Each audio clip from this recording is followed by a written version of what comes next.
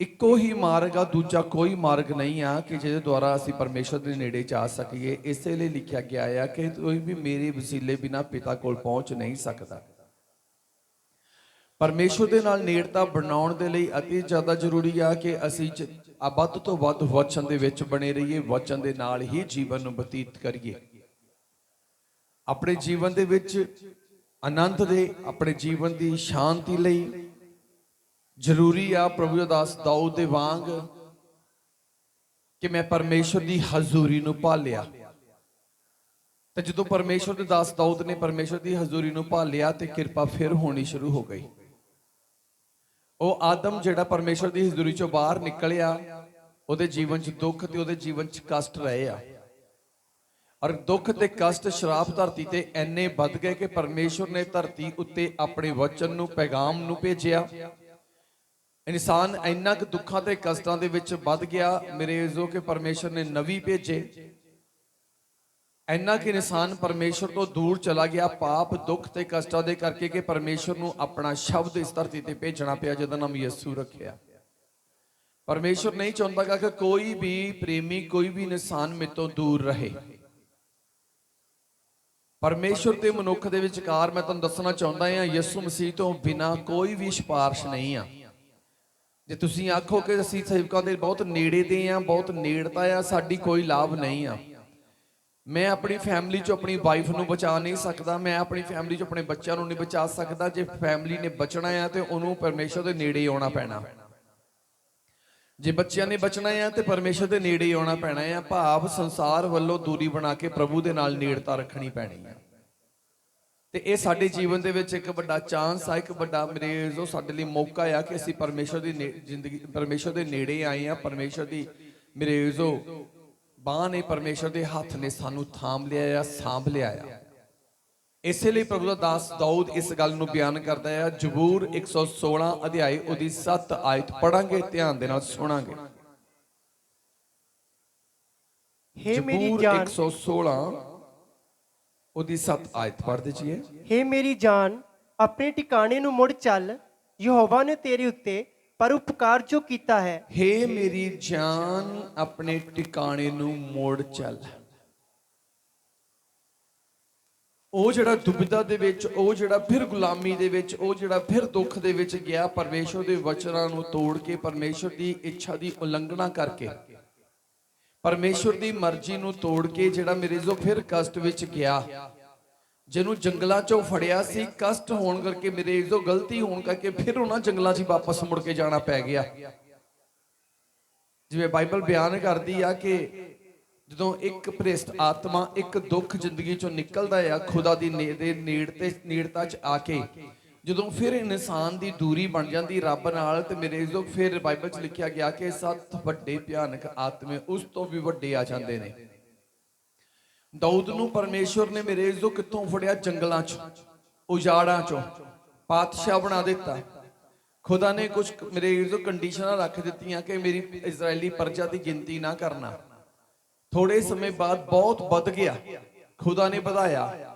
ਫਿਰ ਮੁੜ ਕੇ ਮੇਰੇ ਜੋ ਉਹਨੇ ਉਹੀ ਕੰਮ ਕੀਤਾ ਜਿਹੜਾ ਖੁਦਾ ਨੇ ਕਰਨ ਤੋਂ ਵਰਜਿਆ ਸੀ। ਜਿਵੇਂ ਆਦਮ ਨੂੰ ਜਿਹੜਾ ਕੰਮ ਕਰਨ ਤੋਂ ਵਰਜਿਆ ਸੀ, ਉਹਨੇ ਉਹੀ ਕੀਤਾ। ਕਈ ਲੋਕ ਏਦਾਂ ਦੇ ਆ, ਪਰਮੇਸ਼ਰ ਦੇ ਵਚਨ ਨੂੰ ਸੁਣਨ ਤੋਂ ਬਾਅਦ ਵਚਨ ਤੋਂ ਉਲਟ ਕੰਮ ਕਰਦੇ ਨੇ। ਤੇ ਜਦੋਂ ਦਾਊਦ ਨੇ ਉਲਟ ਕੀਤਾ, ਜੋ ਖੁਦਾ ਨੇ ਕਿਹਾ ਸੀ ਗਿਣਤੀ ਨਾ ਕਰੀ, ਤੇ ਦਾਊਦ ਨੇ ਗਿਣਤੀ ਕੀਤੀ, ਤਾਂ ਲਿਖਿਆ ਗਿਆ ਬਾਈਬਲ 'ਚ ਉਹ ਫਿਰ ਜੰਗਲਾਂ 'ਚ ਚਲਾ ਗਿਆ, ਫਿਰ ਉਹੀ ਅਵਸਥਾ ਚਲਾ ਗਿਆ, ਫਿਰ ਉਸੇ ਅਵਸਥਾ ਚਲਾ ਗਿਆ।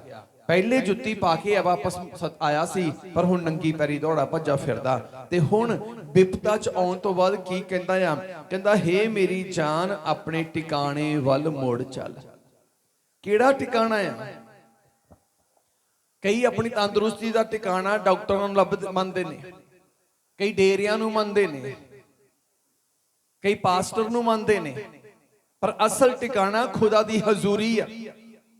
ਅਸਲ ਟਿਕਾਣਾ ਪਰਮੇਸ਼ਰ ਦੀ ਹਜ਼ੂਰੀ ਆ।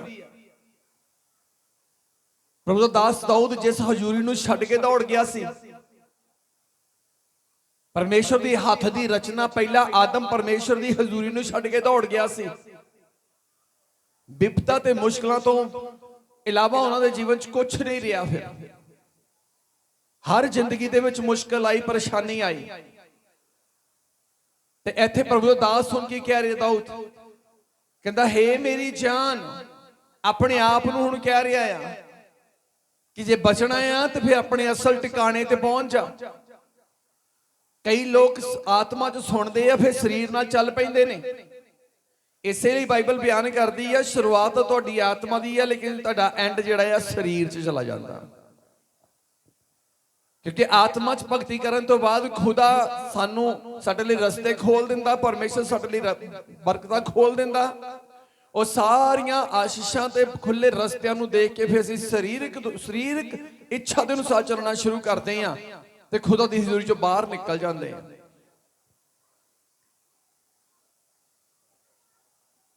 ਔਰ ਜਦੋਂ ਬਾਹਰ ਚਲੇ ਜਾਂਦੇ ਆ, ਫਿਰ ਮੁੜ ਕੇ ਮੁਸ਼ਕਲਾਂ ਤੇ ਪਰੇਸ਼ਾਨੀਆਂ ਦਾ ਸਾਹਮਣਾ ਕਰਨਾ ਪੈਂਦਾ। ਦਾਊਦ ਨੂੰ ਫਿਰ ਮੁਸ਼ਕਲਾਂ ਤੇ ਪਰੇਸ਼ਾਨੀਆਂ ਦਾ ਸਾਹਮਣਾ ਕਰਨਾ ਪਿਆ। ਪ੍ਰੇਮੀ ਫਿਰ ਬੇਰੇਜ਼ ਤੰਗੀ ਚਲਾ ਗਿਆ, ਫਿਰ ਪ੍ਰੋਬਲਮ 'ਚ ਚਲਾ ਗਿਆ। ਬਾਰ-ਬਾਰ ਮੌਕੇ ਨਹੀਂ ਆ, ਜਿਵੇਂ ਬਾਈਬਲ ਦੇ ਵਿੱਚ ਲਿਖਿਆ ਗਿਆ। ਜੇ ਹਿੰਦੀ ਬਾਈਬਲ ਹੈ, ਅਫਸੀਆਂ ਦੀ ਕਿਤਾਬ ਇੱਥੇ ਰੱਖਿਓ ਸੀ, ਅਫਸੀਆਂ ਦੀ ਕਿਤਾਬ 5 ਅਧਿਆਇ ਉਹਦੀ 16 ਆਇਤ। ਇਹ ਆਇਤ ਮੈਨੂੰ ਬਹੁਤ ਵਧੀਆ ਲੱਗੀ, ਕਿਉਂਕਿ ਹਮੇਸ਼ਾ ਇਹ ਆਇਤ ਮੈਨੂੰ ਗਾਈਡ ਕਰਦੀ ਆ। ਹਿੰਦੀ ਦੀ ਬਾਈਬਲ ਦੇ ਵਿੱਚੋਂ ਪੜਾਂਗੇ, ਅਫਸੀਆਂ 5 ਉਹਦੀ 16 ਆਇਤ।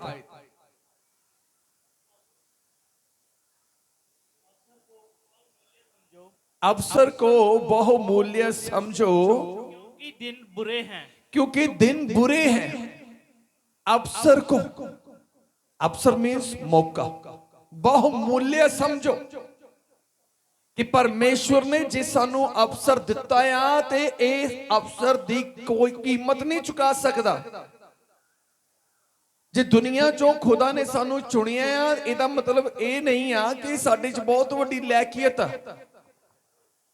परमेश्वर ने सानू इसलिए चुनिया आ ताकि असीं बचाए जा सकीए। बड़े बड़े धनवान जिहड़े इस धरती दे उत्ते ने, जिहड़े लिखिया गया धरती ते धन जोड़दे आ, वो खुदा नू प्यारे नहीं आ। बड़े बड़ियां मिनिस्ट्रियां, आत्मिक गल नहीं करदा मैं, संसार दी,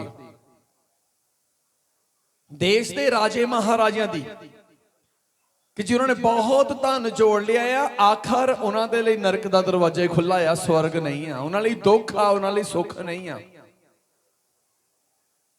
अवसर को बहुमूल्य जानो, परमेश्वर ने मौका दिता है। दाऊद दूजी बार मौके की भाल दे विच 150 जबूर का लिखिया जाना, 150 लैटर का लिखिया जाना, चिट्ठियां का लिखिया जाना। उसका कारण की सी कि दाऊद ने गलती की थी। जवानी तो प्रार्थना करके माफी मंगता ही मंगता, चिट्ठियां लिख के खुदा दी जगबेदी दे अगे रखदा है कि परमेश्वर मैनू माफ कर दे। चिट्ठियां लिख लिख के माफी मंगता है, ते वो चिट्ठियां बाइबल के रूप में साडे कोल इसलिए आईयां कि तुसीं एडा पाप ना करियो,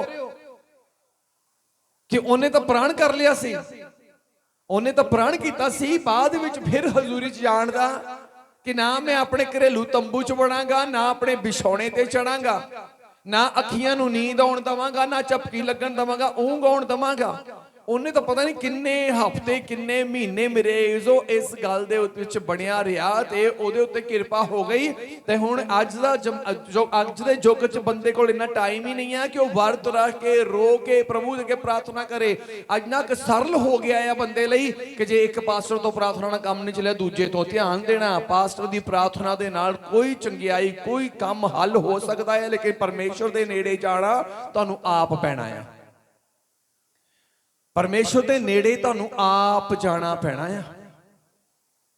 इसलिए प्रभु दा दास दाऊद बयान करता है, हे मेरी जान किथे चल, अपने ठिकाने नूं मुड़ चल, अपने ठिकाने नूं मुड़ चल। जिन्ने तेनू पैदा किया है ओदे नाल अपना रिश्ता बना लै, जिन्ने सद लिया आ ओदे नाल अपना रिश्ता बना। एक प्रेमी दा खेत बहुत वधिया फुलिया, बड़ी कमाई हुई। उन्हें मन च विचार किया, क्यों ना हुण मैं छोटे मकान, छोटे स्टोर ढा के बड़े बना लवां।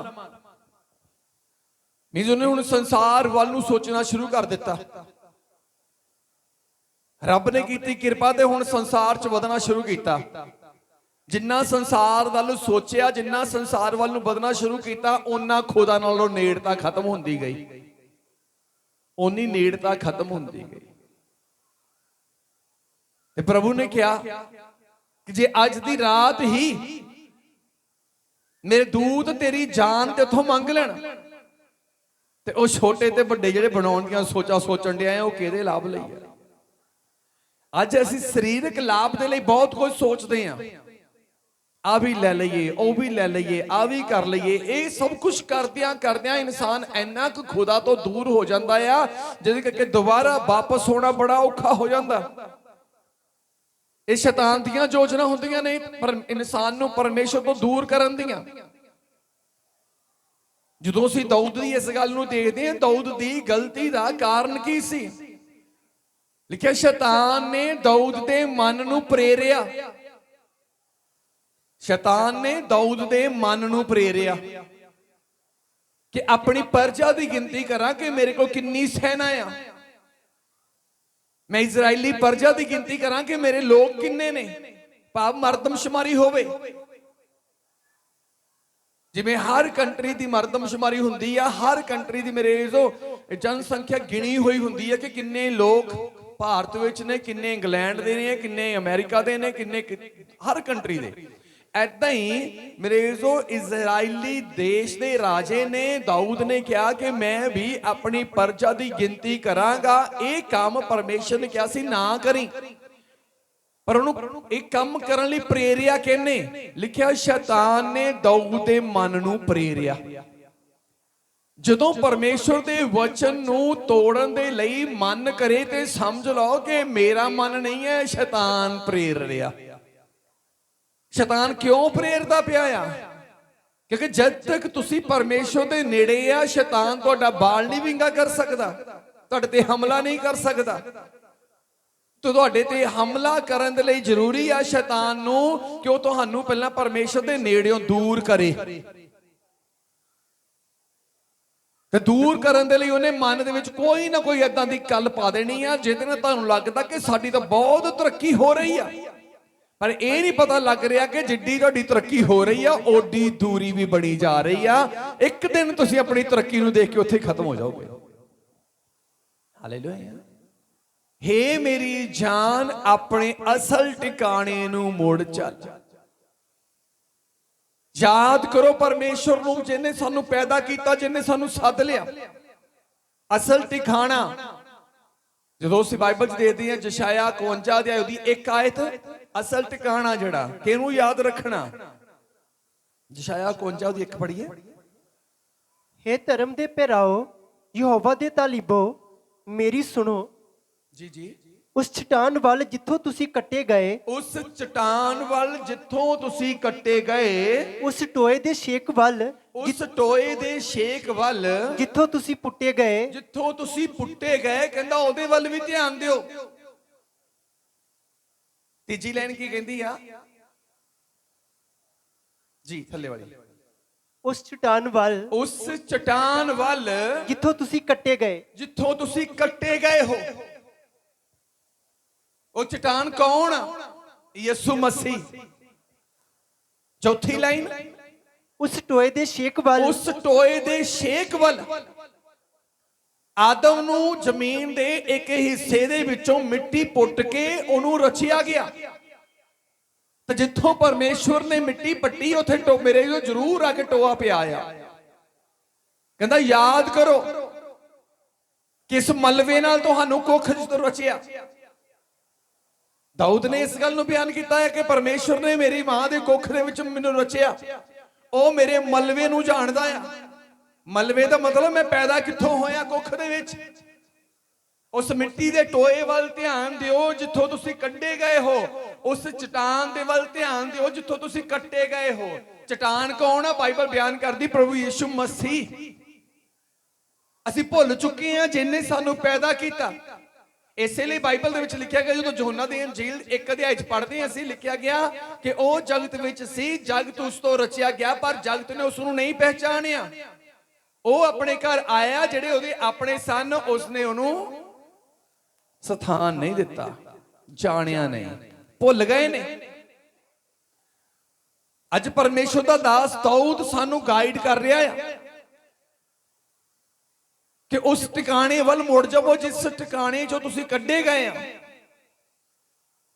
ਸਾਡਾ ਅਸਲ ਟਿਕਾਣਾ ਸਾਡਾ ਸਰਵ ਸ਼ਕਤੀਮਾਨ ਪਰਮੇਸ਼ਵਰ ਆ, ਜਿਹਦੇ ਲਈ ਦਾਊਦ ਨੇ ਜ਼ਬੂਰ 91 ਵਿੱਚ ਕਿਹਾ, ਜਿਹੜਾ ਅਤ ਮਹਾਨ ਦੀ ਓਟ ਵਿੱਚ ਆ ਜਾਂਦਾ ਆ, ਵਸ ਜਾਂਦਾ ਆ। ਸਾਡਾ ਅਸਲ ਟਿਕਾਣਾ ਅਤ ਮਹਾਨ ਦੀ ਓਟ ਆ। ਤੇ ਜੇ ਓਟ ਵਿੱਚ ਰਵਾਂਗੇ, ਕੇਵਲ ਚਰਚ ਵਿੱਚ ਆ ਕੇ ਓਟ ਨਹੀਂ ਦੇਖਣੀ, ਆਪਣੇ ਘਰ ਦੇ ਵਿੱਚ, ਆਪਣੇ ਸਾਰੇ ਕੰਮਾਂ ਦੇ ਵਿੱਚ ਪਰਮੇਸ਼ਰ ਦਾ ਓਟ ਆਸਰਾ ਦੇਖੋ। ਕੀ ਮੈਂ ਪਰਮੇਸ਼ਰ ਦੀ ਓਟ ਵਿੱਚ ਹਾਂ? ਤੇ ਉਹਦੀ ਓਟ ਆ ਹੁਣ ਪਰਮੇਸ਼ਰ ਦਾ ਪਵਿੱਤਰ ਵਚਨ। ਵਿਆਹਾਂ 'ਚ ਹੋਵੋ, ਸ਼ਾਦੀਆਂ 'ਚ ਹੋਵੋ, ਕਿਤੇ ਵੀ ਹੋਵੋ, ਨਿਗਾਹ ਰੱਖੋ ਕਿ ਕੀ ਮੈਂ ਪਰਮੇਸ਼ਰ ਦੀ ਓਟ ਬਣੀ ਪਈ ਮੇਰੇ ਨਾਲ? ਕੀ ਮੈਂ ਵਚਨ ਦੇ ਵਿੱਚ ਹੀ ਹਾਂ? ਕੀ ਮੈਂ ਛੱਤ ਦੇ ਹੇਠਾਂ ਹੀ ਹਾਂ? ਕੀ ਮੈਂ ਉਹਦੇ ਹੱਥਾਂ ਦੇ ਵਿੱਚ ਹੀ ਹਾਂ? ਕਿਉਂਕਿ ਜਿਹੜਾ ਇਨਸਾਨ ਨੂੰ ਆਪਣੇ ਅਸਲ ਟਿਕਾਣੇ ਤੇ ਮੋੜ ਆਉਂਦਾ, ਉਹਦੇ ਤੇ ਕਿਰਪਾ ਹੁੰਦੀ ਆ। ਪੜ੍ਹੀਏ 116 ਜ਼ਬੂਰ ਦੀ 7 ਆਇਤ ਪੂਰੀ ਕਰੀਏ। ਯਹੋਵਾ ਨੇ 116 ਜ਼ਬੂਰ ਉਹਦੀ 7 ਆਇਤ। ਹੇ ਮੇਰੀ ਜਾਨ, ਆਪਣੇ ਟਿਕਾਣੇ ਨੂੰ ਮੁੜ ਚੱਲ। ਯਹੋਵਾ ਨੇ ਤੇਰੇ ਉੱਤੇ ਪਰਉਪਕਾਰ ਜੋ ਕੀਤਾ ਹੈ। ਪਰਮੇਸ਼ਵਰ ਨੇ ਤੇਰੇ ਉੱਤੇ ਪਰਉਪਕਾਰ ਜੋ ਕੀਤਾ ਹੈ। ਇਹ ਕਿਹੜਾ ਪਰਉਪਕਾਰ ਆ? ਜਿਹੜਾ ਪਾਪ ਤੋਂ ਬਾਅਦ ਵੀ ਸਾਨੂੰ ਪਰਮੇਸ਼ਵਰ ਵੱਲ ਲੈ ਕੇ ਜਾ ਸਕਦਾ ਆ। ਸਾਡੀ ਜਾਨ ਨੂੰ ਫਿਰ ਖੁਦਾ ਦੀ ਹਜ਼ੂਰੀ ਦੇ ਵਿੱਚ ਲਿਜਾਣ ਦੇ ਲਈ, ਸਾਨੂੰ ਫਿਰ ਪਰਮੇਸ਼ਵਰ ਦੇ ਨਾਲ ਮਿਲਾਉਣ ਦੇ ਲਈ, ਸਾਡਾ ਫਿਰ ਰਿਸ਼ਤਾ ਖੁਦਾ ਨਾਲ ਬਣਾਉਣ ਦੇ ਲਈ ਪਰਮੇਸ਼ਵਰ ਨੇ ਹੀ ਪਰਉਪਕਾਰ ਕੀਤਾ ਕਿ ਆਪਣੇ ਇਕਲੌਤੇ ਪੁੱਤਰ ਨੂੰ ਇਸ ਧਰਤੀ ਤੇ ਭੇਜ ਦਿੱਤਾ, ਤਾਂ ਕਿ ਉਹ ਹਰੇਕ ਇਨਸਾਨ ਜਿਹੜਾ ਪਾਪ ਦੇ ਕਰਕੇ ਪਰਮੇਸ਼ਵਰ ਤੋਂ ਦੂਰ ਹੋ ਗਿਆ ਸੀ, ਯਿਸੂ ਦੇ ਲਹੂ ਦੇ ਨਾਲ ਪਾਪਾਂ ਦੀ ਮਾਫੀ ਪਾ ਕੇ ਯਿਸੂ ਦੇ ਪਰਮੇਸ਼ਵਰ ਦੇ ਨੇੜੇ ਆ ਸਕੇ। ਹਾਲੇਲੂਇਆ। ਅੱਜ ਬਹੁਤੇ ਲੋਕ ਪਾਪ ਦੇ ਵਿੱਚ ਹੀ ਆਪਣਾ ਜੀਵਨ ਬਤੀਤ ਕਰੀ ਜਾਂਦੇ ਆ। ਬਾਈਬਲ ਦੀਆਂ ਗੱਲਾਂ, ਪ੍ਰਾਰਥਨਾ, ਸਬਤ ਸਭ ਕੁਝ ਜੁੜਿਆ ਹੋਇਆ ਆ, ਪਰ ਫਿਰ ਵੀ ਮੇਰੇ ਜੋ ਆਪਣੇ ਜੀਵਨ ਦੇ ਵਿੱਚ ਪਾਪ ਬਣਾਏ ਰੱਖਦੇ ਆ, ਜਿਹਦੇ ਕਰਕੇ ਦੂਰੀ ਬਣੀ ਰਹਿੰਦੀ ਆ। ਬਾਈਬਲ ਨੂੰ ਖਰੀਦ ਲੈਣਾ ਇਹ ਮੇਰੇ ਜੋ ਇਹ ਨਹੀਂ ਦਰਸਾਉਂਦਾ ਕਿ ਅਸੀਂ ਪਰਮੇਸ਼ਰ ਦੇ ਨੇੜੇ ਆ। ਪ੍ਰਾਰਥਨਾ ਕਰ ਲਈ ਇਹ ਨਹੀਂ ਦਰਸਾਉਂਦਾ ਅਸੀਂ ਪਰਮੇਸ਼ਰ ਦੇ ਨੇੜੇ ਆ, ਸਾਡਾ ਰਿਸ਼ਤਾ ਪਰਮੇਸ਼ਰ ਨਾਲ ਬਣ ਗਿਆ। ਇੱਕ ਸਬਤ ਮਨਾ ਲਿਆ, ਇਹਦੇ ਨਾਲ ਇਹ ਨਹੀਂ ਅਸੀਂ ਮੇਰੇ ਜੋ ਦੱਸ ਸਕਦੇ ਕਿ ਸਾਡਾ ਪਰਮੇਸ਼ਰ ਨਾਲ ਰਿਸ਼ਤਾ ਬਣ ਗਿਆ। ਪਰਮੇਸ਼ਰ ਨਾਲ ਰਿਸ਼ਤਾ ਕਦੋਂ ਬਣਨਾ ਆ? ਜਦੋਂ ਅਸੀਂ ਪਾਪ ਦੀ ਦੁਨੀਆ ਤੇ ਪਾਪ ਦੇ ਮਾਰਗ, ਪਾਪ ਵਾਲੀ ਸੁਸਾਇਟੀ ਛੱਡ ਦਾਂਗੇ। ਕਿਉਂਕਿ ਪਰਮੇਸ਼ਵਰ ਨੇ ਸਾਡੇ ਉੱਤੇ ਪਰਉਪਕਾਰ ਕੀਤਾ। ਅਵਸਰ ਕੋ ਬਹੁਮੂल्य ਜਾਣੋ ਕਿ ਇਹ ਅਵਸਰ ਕਿਸੇ ਵੀ ਕੀਮਤ ਤੇ ਸਾਨੂੰ ਮਿਲ ਨਹੀਂ ਸਕਦਾ। ਪਰਮੇਸ਼ਵਰ ਦੇ ਨੇੜੇ ਜਾਣ ਦੇ ਲਈ ਸਾਨੂੰ ਹੋਰ ਕਿਸੇ ਵੀ ਕੀਮਤ ਦੁਆਰਾ ਰਸਤਾ ਨਹੀਂ ਮਿਲ ਸਕਦਾ। ਪਰਮੇਸ਼ਵਰ ਦੇ ਨਜ਼ਦੀਕ ਰਹਿਣ ਦੇ ਲਈ ਕੋਈ ਹੋਰ ਰਸਤਾ ਹੀ ਨਹੀਂ ਆ। ਇੱਕੋ ਹੀ ਰਸਤਾ ਆ ਜਿਹੜਾ ਸਾਨੂੰ ਪਰਮੇਸ਼ਵਰ ਦੇ ਨੇੜੇ ਲੈ ਕੇ ਜਾ ਸਕਦਾ ਆ, ਪਰ ਉਹ ਰਸਤਾ ਵੀ ਸਾਨੂੰ ਤਦੇ ਹੀ ਸਾਡੇ ਲਈ ਖੁੱਲੇਗਾ ਜੇ ਅਸੀਂ ਧਰਮੀ ਬਣ ਜਾਵਾਂਗੇ, ਪਾਪ ਨੂੰ ਛੱਡ ਦਵਾਂਗੇ। ਪਾਪ ਮੀਨਸ ਪਰਮੇਸ਼ਵਰ ਦੇ ਵਚਨ ਨੂੰ ਤੋੜਨਾ ਛੱਡ ਦਾਂਗੇ।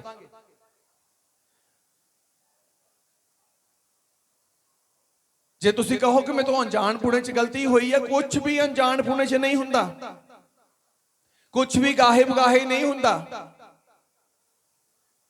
ਦਾਊਦ ਨੂੰ ਵੀ ਲੱਗਾ ਸੀ ਜਦੋਂ ਉਹਨੇ ਪਰਜਾ ਦੀ ਗਿਣਤੀ ਕਰਵਾਈ, ਉਹਨੂੰ ਵੀ ਲੱਗਾ ਸੀ ਕਿ ਮੈਂ ਅਣਜਾਣ ਪੁਣੇ 'ਚ ਕਰ ਗਿਆ, ਪਰ ਲਿਖਿਆ ਗਿਆ ਬਾਈਬਲ ਦੇ ਵਿੱਚ ਸ਼ੈਤਾਨ ਨੇ ਦਾਊਦ ਦੇ ਮਨ ਨੂੰ ਪ੍ਰੇਰਿਆ ਸੀ। ਵਚਨ ਸ਼ੈਤਾਨ ਦੀ ਯੋਜਨਾ ਨਾਲ ਟੁੱਟਦਾ ਆ, ਹੁਕਮ ਸ਼ੈਤਾਨ ਦੀ ਯੋਜਨਾ ਨਾਲ ਟੁੱਟਦਾ ਆ। ਤੇ ਇਹ ਯੋਜਨਾ ਕਿਉਂ ਬਣਾਉਂਦਾ ਆ? ਉਹਦੀ ਯੋਜਨਾ ਇਸ ਲਈ ਹੁੰਦੀ ਆ ਕਿ ਤੁਸੀਂ ਵਚਨ ਤੋੜੋ ਤੇ ਖੁਦਾ ਤੋਂ ਦੂਰ ਹੋ ਜਾਓ। ਜਦੋਂ ਖੁਦਾ ਤੋਂ ਦੂਰ ਹੋ ਗਏ ਤੇ ਸਮਝ ਲਓ ਉਹਦੇ ਹਮਲੇ ਹੋਣੇ ਸ਼ੁਰੂ ਹੋ ਜਾਣੇ। ਸਮਝ ਲਓ ਕਿ ਉਹਨੇ ਆਪਣੇ ਹਥਿਆਰ ਚਲਾਉਣੇ ਸ਼ੁਰੂ ਕਰ ਦੇਣੇ, ਤੇ ਫਿਰ ਜ਼ਿੰਦਗੀ ਦੇ ਵਿੱਚ ਕੋਈ ਸੁੱਖ, ਕੋਈ ਸ਼ਾਂਤੀ, ਕੋਈ ਆਨੰਦ ਨਹੀਂ ਆ, ਕੋਈ ਆਨੰਦ ਨਹੀਂ ਆ। ਇਸੇ ਲਈ ਪ੍ਰਭੂ ਦਾ ਦਾਸ ਕਹਿੰਦਾ ਆ ਕਿ ਯਹੋਵਾ ਨੇ ਪਰਉਪਕਾਰ ਕੀਤਾ ਆ।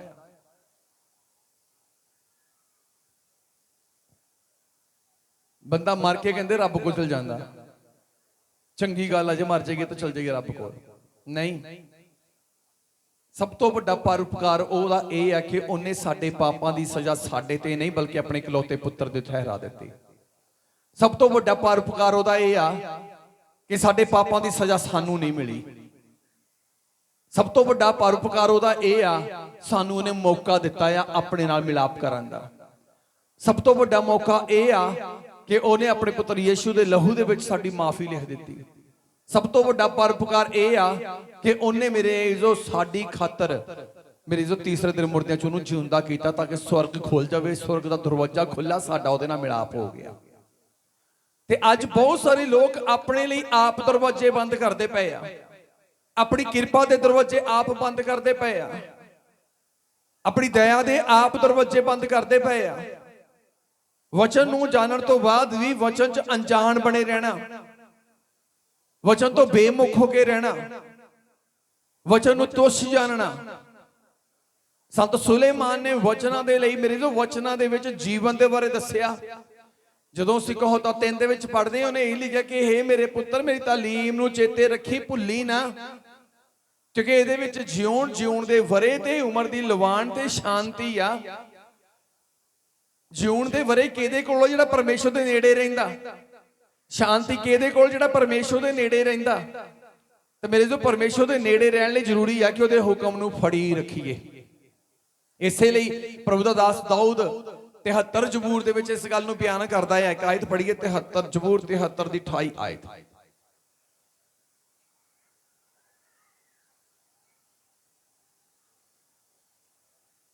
ਪਰ ਪਰਮੇਸ਼ਵਰ ਦੇ ਨੇੜੇ ਰਹਿਣਾ ਮੇਰੇ ਲਈ ਚੰਗਾ ਹੈ। ਪਰ ਪਰਮੇਸ਼ਵਰ ਦੇ ਨੇੜੇ ਰਹਿਣਾ ਮੇਰੇ ਲਈ ਚੰਗਾ ਆ। ਕਿਉਂ ਚੰਗਾ ਆ? ਕਿਉਂਕਿ ਜਿਸ ਚਟਾਨ ਨਾਲੋਂ ਮੈਂ ਕੱਟਿਆ ਗਿਆ, ਜਿਸ ਮਿੱਟੀ ਦੇ ਟੋਏ ਚੋਂ ਮੈਂ ਪੱਟ ਕੇ ਬਣਾਇਆ ਗਿਆ ਆ, ਜਦ ਮੈਂ ਉਹਦੇ ਨੇੜੇ ਰਵਾਂਗਾ ਤਾਂ ਮੇਰੀ ਹਰ ਇੱਕ ਪੂਰਤੀ ਹੁੰਦੀ ਰਹੇਗੀ, ਮੇਰੀ ਹਰ ਇੱਕ ਜ਼ਰੂਰਤ ਪੂਰੀ ਹੁੰਦੀ ਰਹੇਗੀ, ਮੇਰੀ ਹਰ ਇੱਕ ਲੋੜ ਪੂਰੀ ਹੁੰਦੀ ਰਹੇਗੀ। ਤੇ ਜੇ ਮੈਂ ਉਸ ਸਥਾਨ ਤੋਂ, ਜਿਸ ਸਥਾਨ ਦੇ ਉੱਤੇ ਮੇਰੀ ਜ਼ਿੰਦਗੀ ਆ, ਉਹ ਤੋਂ ਦੂਰ ਰਵਾਂਗਾ, ਮੈਨੂੰ ਘਾਟਾ ਹੀ ਹੋਵੇਗਾ, ਮੇਰੀ ਹਾਰ ਹੀ ਹੋਵੇਗੀ। ਜਿੰਨਾ ਪਰਮੇਸ਼ਰ ਦੇ ਨੇੜੇ ਰਵਾਂਗੇ ਓਨਾ ਹੀ ਸਾਡੇ ਲਈ ਭਲਾ ਆ, ਓਨੀ ਹੀ ਸਾਡੇ ਉੱਤੇ ਕਿਰਪਾ ਆ। ਸ਼ਾਉਲ ਰਾਜਾ ਮੇਰੇ ਜੋ ਨੇ ਸੁਸਾਈਡ ਕਿਉਂ ਕੀਤੀ? ਸੁਸਾਈਡ ਦਾ ਕਾਰਨ ਕੀ ਸੀ? ਪਰਮੇਸ਼ਰ ਨਾਲੋਂ ਦੂਰੀ ਹੋ ਕੇ ਬਣ ਗਈ ਉਹਦੀ। ਉਹਨੇ ਆਪਣੀ ਦੂਰੀ ਪਰਮੇਸ਼ਰ ਨਾਲ ਬਣਾ ਲਈ। ਜਿੰਨਾ ਨੇੜੇ ਗਿਆ, ਇੱਕ ਟੈਲੂਗੇ ਦੇ ਕਹਿਣ ਦੇ ਨਾਲ ਸੈਮੂਅਲ ਦੇ ਕੋਲ ਗਿਆ ਤੇ ਮੇਰੇ ਜੋ ਪਾਤਸ਼ਾਹ ਬਣਾ ਦਿੱਤਾ। 2 ਸਾਲ ਬਾਅਦ ਉੱਥੇ ਮੇਰੇ ਜੋ ਧਿਆਨ ਦੇਣਾ, 2 ਸਾਲ ਬਾਅਦ ਫਿਰ ਏਦਾਂ ਦੇ ਹਾਲਾਤ ਹੋ ਗਏ ਕਿ ਸ਼ਾਉਲ ਨੇ ਪਰਮੇਸ਼ਰ ਦਾ ਵਚਨ ਤੋੜ ਦਿੱਤਾ, ਅਣਆਗਿਆਕਾਰੀ ਹੋ ਗਈ। ਯੁੱਧ ਦੇ ਮੈਦਾਨ ਦੇ ਵਿੱਚ ਜਦੋਂ ਗਿਆ ਤਾਂ ਲਿਖਿਆ ਕਿ ਬਾਈਬਲ ਦੇ ਵਿੱਚ ਵਿਰੋਧੀਆਂ ਨੂੰ ਦੇਖ ਕੇ, ਉਹਨਾਂ ਦੀ ਤਾਕਤ ਨੂੰ ਦੇਖ ਕੇ ਆਪਣੀ ਹੀ ਤਲਵਾਰ ਦੇ ਉੱਤੇ ਡਿੱਗ ਕੇ ਮਰ ਗਿਆ। ਆਪ ਹੀ ਸੁਸਾਈਡ ਕਰ ਲਈ। ਕਿਉਂ? ਕਿਉਂਕਿ ਉਹਨੇ ਪਰਮੇਸ਼ਰ ਨਾਲੋਂ ਦੂਰੀ ਬਣਾ ਲਈ ਸੀ ਔਰ ਕਿਰਪਾ ਦੇ ਦਰਵਾਜ਼ੇ ਬੰਦ ਹੋ ਗਏ ਸੀ, ਦਇਆ ਦੇ ਦਰਵਾਜ਼ੇ ਬੰਦ ਹੋ ਗਏ ਸੀ। ਇਸੇ ਲਈ ਬਾਈਬਲ ਦੇ ਵਿੱਚ ਪ੍ਰਭੂ ਦਾ ਦਾਸ ਦਾਊਦ ਬਿਆਨ ਕਰਦਾ ਆ ਕਿ ਹੇ ਮੇਰੀ ਜਾਨ ਆਪਣੇ ਟਿਕਾਣੇ ਵੱਲ ਮੋੜਾ। ਤੇਰਾ ਟਿਕਾਣਾ ਸੰਸਾਰ ਦਾ ਕੋਈ ਵੀ ਕੋਨਾ ਨਹੀਂ ਆ, ਤੇਰਾ ਟਿਕਾਣਾ ਘਰ ਦਾ ਕੋਈ ਕੋਨਾ ਨਹੀਂ ਆ। ਅੱਜ ਕਈ ਘਰ ਏਦਾਂ ਦੇ ਆ, ਘਰ ਦੇ ਮੈਂਬਰ ਕਹਿੰਦੇ ਕਿ ਸਾਨੂੰ ਤਾਂ ਘਰ ਖਾਣ ਨੂੰ ਪੈਂਦਾ ਆ, ਅਸੀਂ ਤਾਂ ਬੜੀਆਂ ਰੀਝਾਂ ਨਾਲ ਬਣਾਇਆ ਸੀ, ਅਸੀਂ ਤਾਂ ਫਲਾਨਾ ਕੀਤਾ ਸੀ, ਅਸੀਂ ਤਾਂ ਕਰਜ਼ਾ ਲੈ ਕੇ ਬਣਾਇਆ ਸੀ, ਅਸੀਂ ਤਾਂ ਆਹ ਕੀਤਾ ਸੀ, ਮੁੰਡਾ ਵਿਦੇਸ਼ ਭੇਜਿਆ ਸੀ, ਅਸੀਂ ਤਾਂ ਨਹੁੰ ਵਿਆਹ ਕੇ ਲਿਆਂਦੀ ਸੀ। ਪਰ ਅੱਜ ਉਹਨਾਂ ਘਰਾਂ ਦੇ ਵਿੱਚ ਅਸ਼ਾਂਤੀ ਆ। ਉਹਦੇ ਅਸ਼ਾਂਤੀ ਦੇ ਹੋਣ ਦਾ ਕਾਰਨ ਕੀ ਆ? ਤੁਸੀਂ ਦੁਨੀਆ ਦੀ ਹਰ ਇੱਕ ਚੀਜ਼ ਤਾਂ ਕਮਾ ਲਈ ਆ, ਘਰ ਚ ਲਿਆ ਕੇ ਰੱਖ ਲਈ ਆ, ਚਾਹੇ ਸਰੀਰ, ਚਾਹੇ ਵਸਤੂਆਂ, ਚਾਹੇ ਜੀਵਤ, ਚਾਹੇ ਮਰੀਆਂ ਹੋਈਆਂ, ਪਰ ਮੇਰੇ ਜੋ ਤੁਸੀਂ ਖੁਦਾ ਨਾਲ ਨੇੜਤਾ ਨਹੀਂ ਰੱਖੀ। ਤੁਹਾਡੀ ਖੁਦਾ ਨਾਲ ਨੇੜਤਾ ਨਹੀਂ ਆ, ਜਿਹਦੇ ਕਰਕੇ ਸਭ ਕੁਝ ਹੋਣ ਦੇ ਬਾਵਜੂਦ ਵੀ ਮੇਰੇ ਜੋ ਤੁਹਾਡੇ ਕੋਲ ਇਕੱਲਾਪਨ, ਉਦਾਸੀ ਆ, ਬੇਚੈਨੀ ਆ। ਹਾਲੇਲੂਇਆ। ਇਸੇ ਲਈ ਪ੍ਰਭੂ ਦਾ ਦਾਸ ਦਾਊਦ ਬਿਆਨ ਕਰਦਾ ਕਿ ਹੇ ਮੇਰੀ ਜਾਨ ਆਪਣੇ ਟਿਕਾਣੇ ਵੱਲ ਮੋੜ ਪੈ, ਮੋੜ ਚੱਲ, ਕਿਉਂਕਿ ਯਹੋਵਾ ਨੇ ਪਰ ਉਪਕਾਰ ਜੋ ਕੀਤਾ ਆ। ਪਰ ਉਪਕਾਰ ਬਾਰ-ਬਾਰ ਨਹੀਂ ਹੁੰਦੇ। ਬਾਰ ਬਾਰ ਦਇਆ ਨਹੀਂ ਹੁੰਦੀ, ਬਾਰ ਬਾਰ ਕਿਰਪਾ ਨਹੀਂ ਹੁੰਦੀ। ਇਸੇ ਲਈ ਬਾਈਬਲ ਦੇ ਵਿੱਚ ਸੰਤ ਪੌਲਸ ਨੇ ਇਸ ਗੱਲ ਨੂੰ ਬਿਆਨ ਕੀਤਾ ਹੈ ਕਿ ਅਵਸਰ ਕੋ ਬਹੁਮੂਲਿਆ ਜਾਣੋ, ਇਹ ਬੇਸ਼ਕੀਮਤੀ ਹੈ। ਧਰਤੀ ਉੱਤੇ ਕਿਸੇ ਵੀ ਧਨ ਦੇ ਨਾਲ ਤੁਸੀਂ ਪਰਮੇਸ਼ਵਰ ਨਾਲ ਮਿਲਾਪ ਕਰਨ ਦਾ ਮੌਕਾ ਨਹੀਂ ਲੈ ਸਕਦੇ। ਤੁਸੀਂ ਧਰਤੀ ਉੱਤੇ ਕਿਸੇ ਵੀ ਤਰ੍ਹਾਂ ਦੀ ਭਗਤੀ ਦੇ ਨਾਲ ਪਰਮੇਸ਼ਵਰ ਨਾਲ ਮਿਲਾਪ ਕਰਨ ਦਾ ਮੌਕਾ ਨਹੀਂ ਪ੍ਰਾਪਤ ਕਰ ਸਕਦੇ। ਪਰ ਉਹਦਾ ਪਰਉਪਕਾਰ ਇਹ ਹੈ ਸਾਡੇ ਲਈ ਕਿ ਉਹਨੇ ਆਪਣੇ ਪੁੱਤਰ ਯੀਸ਼ੂ ਨੂੰ ਸਾਡੇ ਲਈ ਦੇ ਦਿੱਤਾ।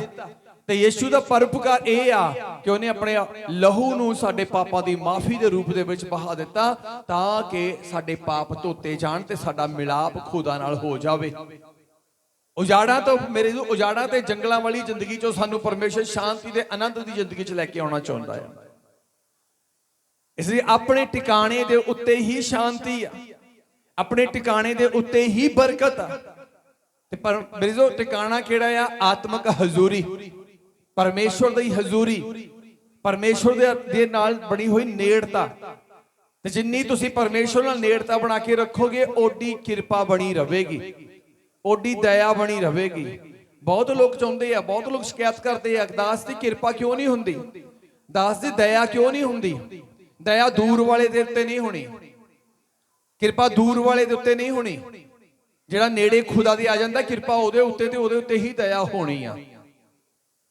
ਮੈਂ ਪੜ੍ਹਨਾ ਚਾਹਾਂਗਾ ਜਦੋਂ ਅਸੀਂ ਲੂਕਾ ਦੀ ਕਿਤਾਬ 15 ਅਧਿਆਏ ਉਹਦੀ 11 ਅੱਜ ਤੋਂ ਪੜ੍ਹਦੇ ਆ, ਦੇਖਦੇ ਆ ਨੇੜਤਾ ਤੇ ਦੂਰੀ ਦੇ ਵਿੱਚ ਕੀ ਅੰਤਰ ਆ। ਮੈਂ ਪੜ੍ਹਦਾ। ਲਿਖਿਆ ਕਿ ਫਿਰ ਉਸਨੇ ਕਿਹਾ ਕਿ ਇੱਕ ਮਨੁੱਖ ਦੇ 2 ਪੁੱਤਰ ਸਨ ਅਤੇ ਉਹਨਾਂ ਵਿੱਚੋਂ ਛੋਟੇ ਨੇ ਪਿਓ ਨੂੰ ਆਖਿਆ, ਪਿਤਾ ਜੀ ਮਾਲ ਦਾ ਜਿਹੜਾ ਹਿੱਸਾ ਮੈਨੂੰ ਪਹੁੰਚਦਾ ਹੈ ਮੈਨੂੰ ਦੇ ਦਿਓ। ਤਾਂ ਉਸਨੇ ਉਹਨਾਂ ਨੂੰ ਪੂੰਜੀ ਵੰਡ ਦਿੱਤੀ। ਥੋੜੇ ਦਿਨਾਂ ਪਿੱਛੋਂ ਛੋਟਾ ਪੁੱਤਰ ਸਭੋ ਕੁਝ ਇਕੱਠਾ ਕਰਕੇ ਦੂਰ ਦੇਸ਼ ਚਲਾ ਗਿਆ ਔਰ ਉੱਥੇ ਆਪਣਾ ਮਾਲ ਵੱਧ ਚਲਣੀ ਨਾਲ ਉਡਾ ਦਿੱਤਾ। ਜਾਂ ਉਹ ਸਭ ਕੁਝ ਖਰਚ ਕਰ ਚੁੱਕਿਆ ਤਾਂ ਉਸ ਦੇਸ਼ ਵਿੱਚ ਵੱਡਾ ਕਾਲ ਪੈ ਗਿਆ ਅਤੇ ਉਹ ਮੁਹਤਾਜ ਹੋਣ ਲੱਗਾ। ਤਾਂ ਉਹ ਉਸ ਦੇਸ਼ ਦੇ ਕਿਸੇ ਰਹਿਣ ਵਾਲੇ ਦੇ ਕੋਲ ਜਾ ਰਿਹਾ ਅਤੇ ਉਸਨੇ ਉਹਨੂੰ ਆਪਣੇ ਖੇਤਾਂ ਵਿੱਚ ਸੂਰਾਂ ਦੇ ਚਾਰਨ ਲਈ ਘੱਲਿਆ ਔਰ ਉਹ ਉਹਨਾਂ ਛਿਲੜਾਂ ਨਾਲ ਜਿਹੜੇ ਸੂਰ ਖਾਂਦੇ ਸਨ ਆਪਣਾ ਢਿੱਡ ਭਰਨਾ ਚਾਹੁੰਦਾ ਸੀ, ਪਰ ਕਿਨੇ ਉਹਨੂੰ ਕੁਝ ਨਾ ਦਿੱਤਾ। ਇੱਕ ਇਨਸਾਨ ਦੇ 2 ਬੱਚੇ ਆ, 2 ਪੁੱਤਰ ਆ। ਛੋਟਾ ਕਹਿੰਦਾ ਕਿ ਹੇ ਪਿਤਾ ਮੈਨੂੰ ਮੇਰਾ ਬਣਦਾ ਹਿੱਸਾ ਦੇ ਦਿਓ। ਤਾਂ ਉਹਨੇ ਮੇਰੇ ਜੋ ਬਾਪ ਨੇ ਦੋਨਾਂ ਨੂੰ ਹਿੱਸਾ ਵੰਡ ਦਿੱਤਾ, ਦੋਨਾਂ ਨੂੰ ਹਿੱਸਾ ਵੰਡ ਦਿੱਤਾ। ਦੋਨਾਂ ਕੋਲ ਬਰਕਤ ਆ ਗਈ। ਇੱਕ ਬਰਕਤ ਲੈ ਕੇ ਆਪਣੇ ਬਾਪ ਕੋਲ ਹੀ ਰਿਹਾ ਤੇ ਇੱਕ ਬਰਕਤ ਲੈ ਕੇ ਬਾਪ ਤੋਂ ਦੂਰ ਚਲਾ ਗਿਆ। ਹਾਲੇਲੂਇਆ। ਇੱਕ ਬਾਪ ਦੇ ਕੋਲ ਹੀ ਰਿਹਾ ਬਰਕਤ ਲੈ ਕੇ, ਲਿਖਿਆ ਨਾ ਉਹਨੇ ਦੋਨਾਂ ਨੂੰ ਹਿੱਸਾ ਵੰਡ ਦਿੱਤਾ। ਇੱਕ ਬਰਕਤ ਲੈ ਕੇ ਦੂਰ ਚਲਾ ਗਿਆ, ਇੱਕ ਬਰਕਤ ਲੈ ਕੇ ਉਹ ਆਪਣੇ ਬਾਪ ਦੇ ਕੋਲ ਹੀ ਬੈਠਾ ਰਿਹਾ। ਬਹੁਤ ਲੋਕ ਬਰਕਤ ਲੈ ਕੇ ਚਲੇ ਜਾਂਦੇ, ਦੂਰ ਚਲੇ ਜਾਂਦੇ ਆ, ਮੁੜ ਕੇ ਫੇਰ ਕਿਤੇ ਜਾ ਕੇ ਐਡਾਂ ਦੀ ਸਿਚੁਏਸ਼ਨ ਫੇਸ ਕਰਨੀ ਪੈਂਦੀ ਆ ਜਿਹੜੀ ਝੱਲਣੀ ਔਖੀ ਆ। ਸਭ ਕੁਝ ਲੁਟਾ ਹੋ ਜਾਂਦਾ, ਕੁਝ ਨਹੀਂ ਬਚਦਾ। ਫਿਰ ਸਾਨੂੰ ਲੱਗਦਾ ਕਿ ਬਹੁਤ ਬੈਂਕ ਬੈਲੈਂਸ ਹੋ ਗਏ ਆ, ਬਹੁਤ 골ਡ ਬਣ ਗਿਆ, ਬਹੁਤ ਵੱਡੀ ਕੋਠੀ ਬਣ ਗਈ, ਗੱਡੀਆਂ ਲੈ ਲਈਆਂ, ਆਹ ਕਰ ਲਿਆ, ਉਹ ਕਰ ਲਿਆ, ਜ਼ਮੀਨਾਂ ਲੈ ਲਈਆਂ। ਤਾਂ ਮੇਰੇ ਇੱਕ ਐਦਾਂ ਦੇ ਹਾਲਾਤ ਪੈਦਾ ਹੋ ਜਾਂਦੇ ਆ ਦੂਰੀ ਦੇ ਕਰਕੇ। ਜਦੋਂ ਇਹ ਸਭ ਕੁਝ ਵਿਕ ਜਾਂਦਾ ਆ, ਖਤਮ ਹੋ ਜਾਂਦਾ ਆ, ਫਿਰ ਵਾਪਸ ਉਧਰ ਨਹੀਂ ਮੁੜਨਾ ਪੈਂਦਾ। ਦੋਵਾਂ ਨੂੰ ਹਿੱਸਾ ਵੰਡਿਆ, ਇੱਕ ਛੱਡ ਕੇ ਚਲਾ ਗਿਆ ਤੇ ਇੱਕ ਹਿੱਸਾ ਲੈ ਕੇ ਉੱਥੇ ਹੀ ਰਿਹਾ। ਉਹਨੂੰ ਪਤਾ ਸੀ ਕਿ ਮੈਂ ਜੇ ਇੱਥੇ ਰਵਾਂਗਾ ਮੇਰਾ ਵਾਧਾ ਹੋਣਾ ਆ, ਤੇ ਛੋਟੇ ਨੂੰ ਪਤਾ ਸੀ ਜੇ ਮੈਂ ਹੁਣ ਚੱਲਾਂ ਆ ਕਮਾਈ ਦਾ ਹੋਰ ਰਸਤਾ ਤਾਂ ਕੋਈ ਹੈ ਨਹੀਂਗਾ, ਜਿੰਨਾ ਕਿ ਮੇਰੇ ਤੋਂ ਹੈਗਾ ਇਹ ਖਰਚਾ ਹੀ ਹੋਣਾ ਆ। ਲਿਖਿਆ ਉਹ ਵੱਧ ਚਲਣੀ ਦੇ ਵਿੱਚ, ਵੱਧ ਚਲਣੀ ਮਤਲਬ ਪਰਮੇਸ਼ਵਰ ਜਾਂ ਬਾਪ ਦੀ ਇੱਛਾ ਤੋਂ ਬਾਹਰ ਹੋ ਕੇ ਉਹਨੇ ਆਪਣਾ ਜੀਵਨ ਬਤੀਤ ਕੀਤਾ। ਆਪਣੇ ਬਾਪ ਦੀ ਮਰਜ਼ੀ ਤੋਂ ਬਗੈਰ ਉਹਨੇ ਜੀਵਨ ਬਤੀਤ ਕੀਤਾ, ਆਪਣੀ ਸੋਚ ਨਾਲ ਜੀਵਨ ਬਤੀਤ ਕੀਤਾ, ਜਿਹਦੇ ਕਰਕੇ ਉਹਦਾ ਸਾਰਾ ਹੀ ਮਾਲ ਧਨ ਖਤਮ ਹੋ ਗਿਆ। ਜਦੋਂ ਸਾਰਾ ਮਾਲ ਧਨ ਖਤਮ ਹੋ ਗਿਆ, ਐਦਾਂ ਦੇ ਹਾਲਾਤ ਹੋ ਗਏ, ਲਿਖਿਆ ਗਿਆ ਕਿ ਉਸ ਦੇਸ਼ 'ਚ ਕਾਲ ਆ ਗਿਆ। ਜਦੋਂ ਕਰੋਨਾ ਦੇ 2 ਸਾਲ 3 ਸੀਜ਼ਨ ਲੱਗੇ ਨਾ, ਕਈ ਛੋਟੇ ਛੋਟੇ ਬਿਜ਼ਨਸ ਵੀ ਬੰਦ ਹੋ ਗਏ, ਕਈ ਛੋਟੇ ਛੋਟੇ ਬਿਜ਼ਨਸ ਬੰਦ ਹੋ ਗਏ, ਕਈਆਂ ਦੇ ਰਸਤੇ ਬੰਦ ਹੋ ਗਏ। ਐਦਾਂ ਹੀ ਉਹਨਾਂ ਦਿਨਾਂ ਦੇ ਵਿੱਚ ਹੋ ਸਕਦਾ ਸੀ ਉਹ ਕੋਈ ਨਵਾਂ ਬਿਜ਼ਨਸ ਸ਼ੁਰੂ ਕਰ ਲੈਂਦਾ, ਹੋ ਸਕਦਾ ਸੀ ਉਹ ਕੋਈ ਖੇਤ ਹੀ ਠੇਕੇ ਤੇ ਲੈ ਲੈਂਦਾ, ਹੋ ਸਕਦਾ ਸੀ ਉਹ ਬਾਗ ਹੀ ਠੇਕੇ ਤੇ ਲੈ ਲੈਂਦਾ, ਕਿਤਿਓਂ ਤਾਂ ਸ਼ੁਰੂ ਕਰਦਾ। ਪਰ ਰਸਤਾ ਐਦਾਂ ਦਾ ਬੰਦ ਹੋਇਆ ਕਿ ਕਾਲ ਹੀ ਪੈ ਗਿਆ, ਨਾ ਬਾਗ ਉੱਥੇ ਰਿਹਾ ਤੇ ਨਾ ਫਸਲ ਉੱਥੇ ਰਹੀ, ਕੁਛ ਵੀ ਨਹੀਂ ਸੀ। ਔਰ ਕਿਸੇ ਇਨਸਾਨ ਦੇ ਕੋਲ, ਉਸ ਦੇਸ਼ ਵਿੱਚ ਕਿਸੇ ਇਨਸਾਨ ਦੇ ਕੋਲ ਗਿਆ, ਉਹਨੇ ਆਪਣੇ ਸੂਰਾਂ ਨੂੰ ਚਾਰਨ ਦੇ ਲਈ ਉਹਨੂੰ ਨੌਕਰੀ ਤੇ ਰੱਖਿਆ। ਔਰ ਹਾਲਾਤ ਐਦਾਂ ਦੇ ਆ ਕਿ ਜਿਹੜੇ ਸੂਰ ਜਿਹੜੀਆਂ ਫਲੀਆਂ ਖਾਂਦੇ ਸੀ, ਹਿੰਦੀ 'ਚ ਫਲੀਆਂ ਲਿਖਿਆ ਆ, ਜਿਹੜੀਆਂ ਫਲੀਆਂ ਸੂਰ ਖਾਂਦੇ ਸੀ, ਉਹ ਉਹਨਾਂ ਫਲੀਆਂ ਨੂੰ, ਛਿੱਲੜਾਂ ਨੂੰ ਖਾ ਕੇ ਆਪਣਾ ਢਿੱਡ ਭਰਨਾ ਚਾਹੁੰਦਾ ਸੀ, ਪਰ ਨਾਲ ਦੇ ਕਾਮੇ ਉਹਨੂੰ ਖਾਣ ਨਹੀਂ ਦਿੰਦੇ ਸੀ। ਕਿਉਂ ਨਹੀਂ ਖਾਣ ਦਿੰਦੇ? ਕਿਉਂਕਿ ਉਹ ਸੂਰਾਂ ਦੀ ਖੁਰਾਕ ਸੀ, ਉਹ ਸੂਰਾਂ ਦੀ ਖੁਰਾਕ ਸੀ। ਨੇੜੇ ਰਹਿਣ ਵਾਲਾ ਆਪਣੀ ਬਰਕਤ ਤੇ ਖੁਦਾ ਦੀ ਬਰਕਤ ਵਿੱਚ ਸਾਂਝਾ ਰਿਹਾ। ਜਿਹੜਾ ਆਪਣੀ ਬਰਕਤ ਲੈ ਕੇ ਚਲਾ ਗਿਆ, ਉਹਦੇ ਕੋਲ ਆਪਣੀ ਬਰਕਤ ਤਾਂ ਗਵਾਈ ਆ, ਅੱਗੇ ਨਵੀਂ ਬਰਕਤ ਦਾ ਕੋਈ ਰਸਤਾ ਵੀ ਨਹੀਂ ਦਿਸਦਾ ਪਿਆ, ਰੋਟੀ ਦਾ ਵੀ ਰਸਤਾ ਨਹੀਂ ਦਿਸਦਾ ਪਿਆ ਕਿ ਕਿਤੇ ਢਿੱਡ ਭਰ ਕੇ ਰੋਟੀ ਮਿਲ ਜਾਏ। ਪਰ ਅਗਲੀ ਆਇਤ ਵਿੱਚ ਬਿਆਨ ਕੀਤਾ, ਪਰ ਉਹਨੇ ਸੁਰਤ ਵਿੱਚ ਆਣ ਕੇ ਕਿਹਾ, ਭਾਈ ਮੇਰੇ ਪਿਓ ਦੇ ਕਿੰਨੇ ਹੀ ਕਾਮਿਆਂ ਲਈ, ਪਿਓ ਦੇ ਕਿੰਨੇ ਹੀ ਕਾਮਿਆਂ ਲਈ ਬਾਫਰ ਰੋਟੀਆਂ ਹਨ ਅਤੇ ਮੈਂ ਇੱਥੇ ਭੁੱਖਾ ਮਰਦਾ ਆ। ਸੁਰਤ ਵਿੱਚ ਆ ਕੇ, ਹੇ ਮੇਰੀ ਜਾਨ ਆਪਣੇ ਟਿਕਾਣੇ ਵੱਲ ਮੁੜ ਚੱਲ। ਇੱਥੇ ਉਹਦੀ ਹੁਣ ਬੁੱਧ ਖੁੱਲੀ ਨਵੇਂ ਨੇਮ ਚ ਆ ਕੇ। ਕਹਿੰਦਾ ਸੁਰਤ ਵਿੱਚ ਆ ਕੇ ਉਹਨੇ ਸੋਚਿਆ ਕਿ ਮੇਰੇ ਬਾਪ ਦੇ ਨੌਕਰਾਂ ਕੋਲ ਵਾਧੂ ਰੋਟੀ ਆ ਤੇ ਮੈਂ ਇੱਥੇ ਭੁੱਖਾ ਮਰਦਾ ਪਿਆ। ਮੇਰੇ ਬਾਪ ਦੇ ਨੌਕਰਾਂ ਤੋਂ ਵਾਧੂ ਰੋਟੀ ਦਾ ਮਤਲਬ ਕੀ ਆ? ਕਿ ਜਿਹੜੇ ਬਾਪ ਦੇ ਘਰ ਦੇ ਵਿੱਚ ਨੌਕਰ ਆ, ਉਹਨਾਂ ਕੋਲ ਬਹੁਤ ਰੋਟੀ ਆ। ਕਿਉਂ? ਕਿਉਂਕਿ ਉਹ ਨੌਕਰ ਆਪਣੇ ਮਾਲਕ ਦੇ ਕੋਲ ਆ, ਉਹ ਨੌਕਰਾਂ ਦੀ ਮਾਲਕ ਦੇ ਨਾਲ ਨੇੜਤਾ ਆ, ਉਹ ਨੌਕਰ ਮਾਲਕ ਦੀ ਰੇਂਜ ਵਿੱਚ ਆ, ਉਹ ਨੌਕਰ ਮਾਲਕ ਦੇ ਮੇਰੇ ਜੋ ਕਹਿ ਲੋ ਕਿ ਕਮਾਂਡ ਦੇ ਹੇਠ ਆ, ਤੇ ਇਹ ਆਪਣੇ ਬਾਪ ਦੀ ਕਮਾਂਡ ਤੋਂ ਵੀ ਦੂਰ ਆ, ਇਹ ਆਪਣੇ ਬਾਪ ਦੀ ਨੇੜਤਾ 'ਚ ਵੀ ਨਹੀਂ ਆ, ਜਿਹਦੇ ਕਿ ਘਾਟਾ ਪਿਆ। ਹੇ ਮੇਰੀ ਜਾਨ ਆਪਣੇ ਟਿਕਾਣੇ ਵੱਲ ਮੋੜ। ਤੇ ਅੱਗੇ ਕੀ ਕਹਿੰਦਾ ਜੇ ਪੜ੍ਹੀ ਅੱਗੇ ਅਗਲੀ ਲਾਈਨ, ਯਹੋਵਾ ਨੇ ਤੇਰੇ ਉੱਤੇ ਪਰਉਪਕਾਰ ਜੋ ਕੀਤਾ ਹੈ। ਮੈਨੂੰ ਨਹੀਂ ਪਤਾ ਕਿ ਤੁਸੀਂ ਬਾਈਬਲ ਛੱਡ ਕੇ ਡਾਇਰੀਆਂ 'ਚ ਕਿਉਂ ਲਿਖ ਪੜ੍ਹਦੇ ਆ, ਮੁੜ ਕੇ ਤੁਸੀਂ ਆਪਣੀ ਮਾਰਗ ਤੋਂ ਭੁੱਲ ਜਾਂਦੇ, ਭੁੱਟਕ ਜਾਂਦੇ ਆ। ਹਾਲੇਲੂਇਆ। ਲਿਖਿਆ ਗਿਆ, ਪਰ ਉਹਨੇ ਸੁਰਤ ਵਿੱਚ ਆਣ ਕੇ ਕਿਹਾ, ਭਾਈ ਮੇਰੇ ਪਿਓ ਦੇ ਕਿੰਨੇ ਹੀ ਕਾਮਿਆਂ ਲਈ ਬਾਫਰ ਰੋਟੀਆਂ ਹਨ ਅਤੇ ਮੈਂ ਭੁੱਖਾ ਮਰਦਾ ਹਾਂ। ਮੈਂ ਉੱਠ ਕੇ ਆਪਣੇ ਪਿਓ ਕੋਲ ਜਾਵਾਂਗਾ। ਹੁਣ ਕੀ ਯਾਦ ਆਇਆ? ਹੁਣ ਜਦੋਂ ਚਾਰੇ ਪਾਸੇ ਉਹਨੇ ਦੇਖ ਲਿਆ, ਕਮਾਈ ਲਾ ਕੇ ਦੇਖ ਲਈ, ਨੌਕਰੀ ਕਰਕੇ ਵੀ ਦੇਖ ਲਈ, ਪਰ ਸ਼ਾਂਤੀ ਨਹੀਂ ਸੀ, ਢਿੱਡ ਨਹੀਂ ਭਰਦਾ ਸੀ। ਹੁਣ ਕਹਿੰਦਾ ਮੈਂ ਆਪਣੇ ਬਾਪ ਦੇ ਕੋਲ ਜਾਵਾਂਗਾ। ਤੇ ਯਾਦ ਕੀ ਕੀਤਾ ਉਹਨੇ? ਕਿ ਮੇਰੇ ਬਾਪ ਦੇ ਨੌਕਰਾਂ ਦੇ ਕੋਲ ਦੇ ਲਈ, ਮੇਰੇ ਬਾਪ ਦੇ ਕੋਲ ਮੇਰੇ ਬਾਪ ਦੇ ਨੌਕਰਾਂ ਲਈ ਕਿੰਨੀ ਵਾਧੂ ਰੋਟੀ ਆ। ਕਿਉਂ ਵਾਧੂ ਰੋਟੀ ਸੀ ਨੌਕਰਾਂ ਦੇ ਲਈ? ਕਿਉਂ ਵਾਧੂ ਰੋਟੀ ਸੀ ਨੌਕਰਾਂ ਲਈ? ਕਿਉਂਕਿ ਨੌਕਰ ਬਾਪ ਦੇ ਬਿਲਕੁਲ ਨੇੜੇ ਆ।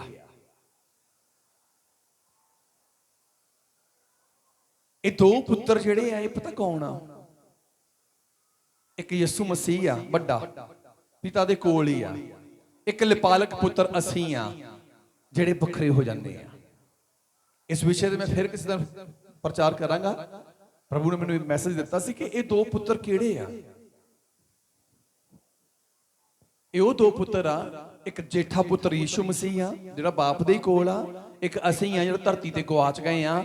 ਰੱਬ ਦਾ ਵਚਨ ਹੋਣ ਦੇ ਬਾਵਜੂਦ ਵੀ ਅਸੀਂ ਕਾਲ ਵਰਗੀ ਜ਼ਿੰਦਗੀ ਬਤੀਤ ਕਰ ਰਹੇ ਆ। ਹੁਣ ਇਹ ਕਹਿੰਦਾ ਕਿ ਮੈਂ ਆਪਣੇ ਪਿਤਾ ਦੇ ਕੋਲ ਜਾਵਾਂਗਾ। ਸੁਰਤ ਸੰਭਾਲੀ, ਹੁਣ ਸੁਰਤ ਆਈ ਇਹਨੂੰ। ਤੇ ਬਹੁਤ ਸਾਰੇ ਲੋਕ ਆ ਜਿਹੜੇ ਆਪਣਾ ਸਭ ਕੁਝ ਗਵਾਉਣ ਤੋਂ ਬਾਅਦ ਉਹਨਾਂ ਨੂੰ ਮਸਾਂ ਹੀ ਸੁਰਤ ਆਉਂਦੀ ਆ। ਇੱਕ ਵਾਰੀ ਜਾ ਕੇ ਦੇਖ ਹੀ ਲੈਣੇ ਚਰਚ। ਜੇ ਅੱਜ ਵੀ ਸੁਰਤ ਨਾ ਆਈ, ਇਹ ਬਹੁਮੁੱਲੇ ਅਫਸਰ ਤੁਹਾਡੇ ਹੱਥ ਦੁਆਰਾ ਨਹੀਂ ਆਉਣਾ। ਧਿਆਨ ਨਾਲ ਸੁਣੋ। ਪਾਣੀ ਵਾਸ਼ਰੂਮ 'ਚ ਹੀ ਅਫਸਰ ਗਵਾਈ ਜਾਂਦੇ ਤੁਸੀਂ। ਪਾਣੀ ਤੇ ਵਾਸ਼ਰੂਮ 'ਚ ਹੀ ਅਫਸਰ ਗਵਾਈ ਜਾਂਦੇ ਆ। ਪ੍ਰਭੂ ਦੀ ਹਜ਼ੂਰੀ 'ਚ ਤਾਂ ਹੈ ਹੀ ਨਹੀਂ ਧਿਆਨ। ਹਾਲੇਲੂਇਆ।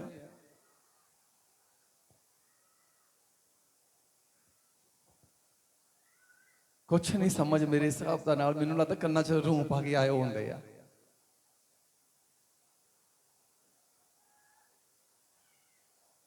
ਹਾਲੇਲੂਇਆ। ਅੱਗੇ ਤੋਂ ਧਿਆਨ ਰੱਖਿਓ, 5 ਮਿੰਟ ਪਹਿਲਾਂ ਟਾਈਮ ਦਿਆ ਕਰੋ ਆਰਾਧਨਾ ਦਾ ਖੜੇ ਹੋਣ ਦਾ। ਜਿਹਨੇ ਵਾਸ਼ਰੂਮ ਜਾਣਾ ਵਾਸ਼ਰੂਮ ਜਾਣ, ਜਿਹਨੇ ਪਾਣੀ ਪੀਣਾ ਪਾਣੀ ਪੀ ਲੈਣ। ਵਚਨ ਦੇ ਵੇਲੇ ਹਲਚਲ ਨਾ ਕਰੋ।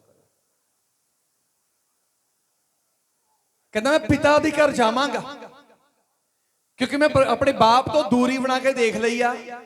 ਮੇਰਾ ਧਨ ਤਾਂ ਸਾਰਾ ਗਿਆ ਹੀ ਗਿਆ। ਜਿੱਥੇ ਮੈਂ ਜਾਣਾ ਉੱਥੇ ਹੀ ਰਸਤੇ ਬੰਦ ਹੋਈ ਜਾਂਦੇ ਆ।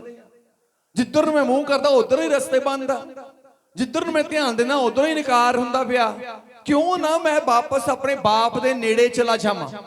ਕਿਉਂ ਨਾ ਆਪਣੇ ਬਾਪ ਨਾਲ ਹੁਣ ਨੇੜਤਾ ਬਣਾਵਾਂ? ਸਭ ਕੁਝ ਗਵਾਉਣ ਤੋਂ ਬਾਅਦ, ਪੱਥਰ ਚੱਟਣ ਤੋਂ ਬਾਅਦ, ਚਾਨੇ ਲਹਾਉਣ ਤੋਂ ਬਾਅਦ ਹੁਣ ਮੱਛੀ ਕਹਿੰਦੀ ਮੈਂ ਵਾਪਸ ਜਾਵਾਂਗੀ। ਐਦਾਂ ਬਹੁਤ ਜ਼ਿੰਦਗੀਆਂ ਆ। ਤੇ ਧਿਆਨ ਦਿਓ, ਆਉਣ ਵਾਲੇ ਸਮੇਂ 'ਚ ਹੋ ਸਕਦਾ ਤੁਹਾਡੇ ਵਿੱਚੋਂ ਕਿਸੇ ਨੂੰ ਸ਼ੈਤਾਨ ਦਾ ਆਤਮਾ ਪ੍ਰੇਰਿਤ ਕਰ ਦੇਵੇ ਕਿ 6 ਦਿਨ ਰੱਬ ਵੱਲ ਧਿਆਨ ਹੀ ਨਹੀਂ ਦੇਣਾ। 7ਵੇਂ ਦਿਨ ਐ ਆਉਣਾ ਹੈ ਜਿੱਦਾਂ ਪਤਾ ਨਹੀਂ ਕਿੰਨੀ ਕੁ ਭਗਤੀ ਕਰਕੇ 6 ਦਿਨ ਆਏ ਹੁੰਦੇ ਆ। ਸਾਲ ਰੱਬ ਦੇ ਵੱਲ ਧਿਆਨ ਨਹੀਂ ਦੇਣਾ। ਜਦੋਂ ਬੇਲਣੇ 'ਚ ਬਾਹਾਂ ਆਈਆਂ ਹੁੰਦੀਆਂ ਉਦੋਂ ਐਦਾਂ ਆ ਕੇ ਬਹਿਣਾ ਹੈ ਜਿੱਦਾਂ ਪਤਾ ਨਹੀਂ ਕਿੰਨੀ ਕੁ ਵੱਡੀ ਭਗਤੀ ਕਰਦੇ ਹੁੰਦੇ ਆ। ਰੱਬ ਨੇ ਕੰਮ ਕਰਨਾ ਹੈ, ਰੱਬ ਦੇ ਨੇੜੇ ਜਾਣਾ ਪੈਣਾ ਹੈ। ਪਾਸਟਰ ਦੇ ਨੇੜੇ ਜਾਣਾ ਕੁਛ ਨਹੀਂ ਹੋਣਾ। ਪਾਸਟਰ ਨੇ ਤੇ ਪ੍ਰਾਰਥਨਾ ਕਰ ਹੀ ਦੇਣੀ ਆ। ਬਾਈਬਲ 'ਚ ਲਿਖਿਆ ਗਿਆ ਜਦੋਂ ਤੁਸੀਂ ਕਿਸੇ ਦੇ ਘਰ ਚ ਆਵੋ ਉਸ ਘਰ ਦੀ ਸ਼ਾਂਤੀ ਮੰਗੋ। ਲਿਖਿਆ ਨਾ? ਲਿਖਿਆ ਕਿ ਨਹੀਂ ਲਿਖਿਆ? ਲਿਖਿਆ ਕਿ ਨਹੀਂ ਲਿਖਿਆ? ਘਰ ਦੀਆਂ ਇੱਟਾਂ ਤੇ ਕਮਰਿਆਂ ਨੂੰ ਸ਼ਾਂਤੀ ਚਾਹੀਦੀ ਕਿ ਘਰ 'ਚ ਰਹਿਣ ਵਾਲੇ ਬੰਦਿਆਂ ਨੂੰ ਸ਼ਾਂਤੀ ਚਾਹੀਦੀ ਹੈ? ਮੈਨੂੰ ਪਹਿਲਾਂ ਇਹ ਦੱਸੋ। ਬੋਲੋ ਬੋਲੋ।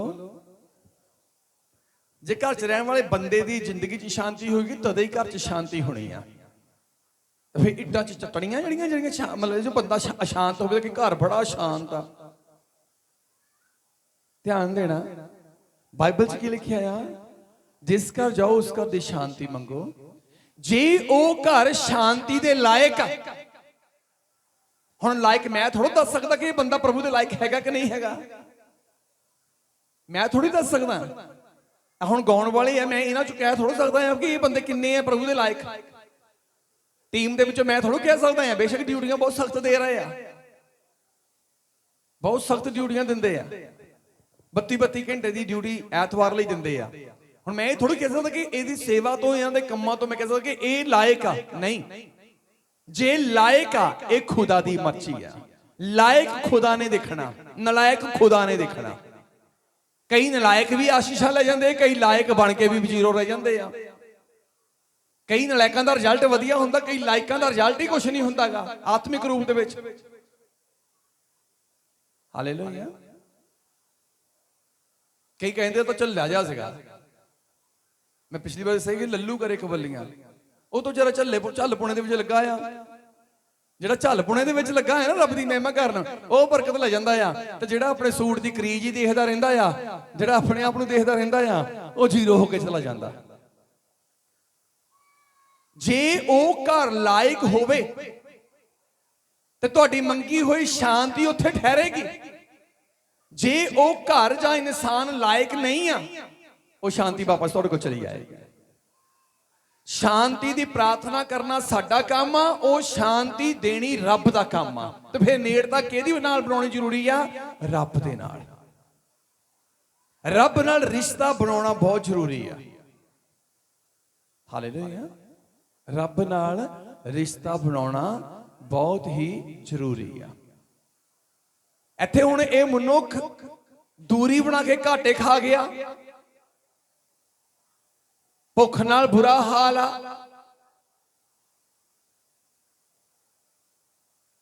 ਔਰ ਰਸਤੇ ਸਾਰੇ ਹੀ ਬੰਦ। ਸੁਰਤ ਆ ਕੇ ਹੁਣ ਕਹਿੰਦਾ ਮੈਂ ਉੱਠਾਂਗਾ ਤੇ ਆਪਣੇ ਪਿਤਾ ਦੇ ਘਰ ਜਾਵਾਂਗਾ। ਮੈਂ ਉੱਠ ਕੇ ਆਪਣੇ ਪਿਓ ਕੋਲ ਜਾਵਾਂਗਾ ਤੇ ਉਸ ਨੂੰ ਆਖਾਂਗਾ, ਪਿਤਾ ਜੀ, ਮੈਂ ਅਸਮਾਨ ਦੇ ਵਿਰੁੱਧ ਅਤੇ ਤੁਹਾਡੇ ਵਿਰੁੱਧ ਗੁਨਾਹ ਕੀਤਾ। ਮੈਂ ਤੁਹਾਡੇ ਵਿਰੁੱਧ ਤੇ ਯਹੋਵਾ ਦੇ ਵਿਰੁੱਧ ਗੁਨਾਹ ਕੀਤਾ ਹੈ। ਗੁਨਾਹ ਦਾ ਮਤਲਬ ਪਾਪ। ਉਸ ਪਾਪ ਦੇ ਕਰਕੇ ਮੇਰੇ ਤੇ ਤੁਹਾਡੇ, ਮੇਰੇ ਤੇ ਖੁਦਾ ਦੇ ਵਿੱਚ ਦੂਰੀ ਪੈ ਗਈ। सब कुछ फना हो गया, सब रस्ते बंद हो गए, बस मैनू इक्को ही रस्ता दिसिया है पिता तेरे घर दा। मैनू इक्को ही ठिकाना मिलिया जिथे मैं किन्ने किन्ने दिन काम ही नहीं करता सी, निढाल हो के पिया रहिंदा सी, जां आराम दे लई पिया रहिंदा सी, खांदा सी, पींदा सी, सौंदा सी। मैनू यही एक ठिकाना लभा। धरती उत्ते दुनिया दे विच मैं बहुत काम करके देख लिया, पर मैनू रजमी रोटी नहीं मिली। तेरे घर च मैं काम नहीं भी करता सी, तद भी मैनू रजमी रोटी मिलदी सी। क्यों? पिता दे नेड़े सी। हालेलुया। तुहाडे चों बहुत लोग बाहर गए सी, बाहरों आए आ, बहुतियां दे परिवार बाहर गए आ। ਇੱਥੇ ਭਾਵੇਂ ਉਹ ਮੰਜੇ ਤੋਂ ਬੈੱਡ ਤੋਂ ਨਾ ਹਿੱਲਣ, ਪਾਣੀ ਦਾ ਪਿਆਲਾ ਵੀ ਬੈੱਡ ਤੇ ਹੀ ਮਿਲਦਾ।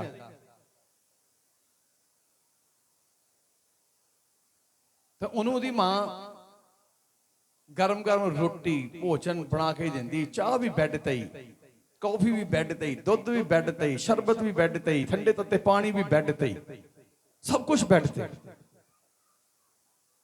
ਤੇ ਜਦੋਂ ਬੰਦਾ ਬਾਹਰ ਚਲ ਜਾਂਦਾ ਕਿੰਨੀ ਮਿਹਨਤ ਕਰਨੀ ਪੈਂਦੀ ਹੈ, ਫਿਰ ਬੈੱਡ ਤੇ ਕੁਝ ਮਿਲਦਾ, ਫਿਰ ਬੈੱਡ ਤੇ ਕੁਝ ਮਿਲਦਾ। ਮੇਰੇ ਖਿਆਲ 'ਚ ਕੁਝ ਏਦਾਂ ਦੇ ਲੋਕ ਵੀ ਹੋਣੇ ਜਿਹੜੇ ਕਹਿੰਦੇ ਬੈੱਡ ਤੇ ਤਾਂ ਉੱਥੇ ਨੀਂਦ ਵੀ ਨਹੀਂ ਮਿਲਦੀ। ਬੈੱਡ ਤੇ ਤਾਂ ਬਾਹਰ ਜਾ ਕੇ ਨੀਂਦ ਵੀ ਨਹੀਂ ਮਿਲਦੀ। ਉਹਨਾਂ ਨੂੰ ਪਤਾ ਕਿ ਰਾਤ ਦੇ 11 ਵਜੇ ਆਉਣਾ, ਸਵੇਰੇ 4 ਵਜੇ ਉੱਠ ਕੇ ਰੋਟੀ ਪਾਣੀ ਪਕਾਉਣਾ, ਟਿਫਨ ਪੈਕ ਕਰਨਾ, ਉਹਦੀ ਚਿੰਤਾ 'ਚ ਸਵੇਰ ਤੱਕ ਨੀਂਦ ਹੀ ਨਹੀਂ ਆਉਂਦੀ ਕਈਆਂ ਨੂੰ। ਇਹ ਉਹ ਬੰਦਾ ਆ ਜਿਹਨੂੰ ਘਰੇ ਸਭ ਕੁਝ ਖਾਣ ਨੂੰ ਮਿਲਦਾ ਸੀ, ਲੇਕਿਨ ਜਦੋਂ ਬਾਹਰ ਚਲਾ ਗਿਆ ਖਾਣ ਨੂੰ ਵੀ ਕੁਝ ਨਹੀਂ ਮਿਲਿਆ। ਕਹਿੰਦਾ ਮੈਂ ਵਾਪਸ ਉੱਥੇ ਹੀ ਜਾਵਾਂਗਾ ਜਿੱਥੋਂ ਮੈਨੂੰ ਬਿਨ ਮੰਗਿਓ ਮਿਲਦਾ ਸੀ, ਜਿੱਥੋਂ ਮੈਨੂੰ ਮਿਹਨਤ ਤੋਂ ਬਗੈਰ ਹੀ ਮਿਲੀ ਜਾਂਦਾ ਸੀ। ਇੱਥੇ ਮਿਹਨਤ ਕਰਕੇ ਵੀ ਨਹੀਂ ਮਿਲਿਆ, ਜਿੱਥੇ ਦੂਰੀ ਬਣ ਗਈ। ਪਰ ਜਿੱਥੇ ਮੈਨੂੰ ਮਿਹਨਤ ਕਰਨੀ ਨਹੀਂ ਪੈਂਦੀ ਸੀ, ਉੱਥੇ ਮੈਨੂੰ ਸਭ ਕੁਝ ਮਿਲਦਾ ਸੀ, ਕਿਉਂਕਿ ਉੱਥੇ ਦੂਰੀ ਹੈ ਨਹੀਂ ਸੀ। ਜੇ ਰੱਬ ਨਾਲ ਦੂਰੀ ਬਣਾ ਕੇ ਰੱਖੋਗੇ, ਜਿੰਨੀ ਮਰਜ਼ੀ ਮਿਹਨਤ ਕਰ ਲਵੋ, ਕਿਤੇ ਨਾ ਕਿਤੇ ਐਦਾਂ ਦੇ ਹਾਲਾਤ ਹੋ ਜਾਂਦੇ ਆ।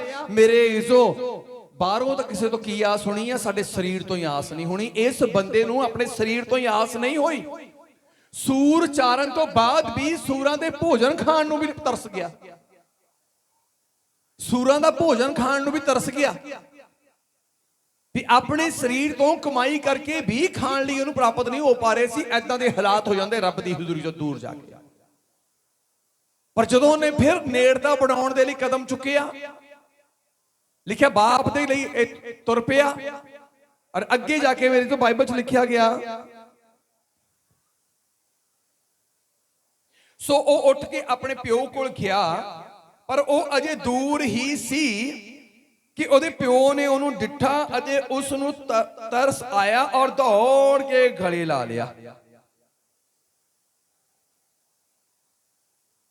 ਕਿੱਥੇ ਸੀ? ਕਹਿੰਦਾ ਉਹ ਪਿਓ ਕੋਲ ਗਿਆ, ਪਰ ਉਹ ਅਜੇ ਦੂਰ ਹੀ ਸੀ, ਮੀਨ ਅਜੇ ਤੱਕ ਨੇੜੇ ਆਇਆ ਨਹੀਂ ਸੀ, ਲੇਕਿਨ ਸੋਚਿਆ ਸੀ, ਕਦਮ ਚੁੱਕ ਲਿਆ ਕਿ ਮੈਂ ਹੁਣ ਆਪਣੇ ਬਾਪ ਦੇ ਕੋਲ ਜਾਣਾ ਹੀ ਜਾਣਾ ਹੈ।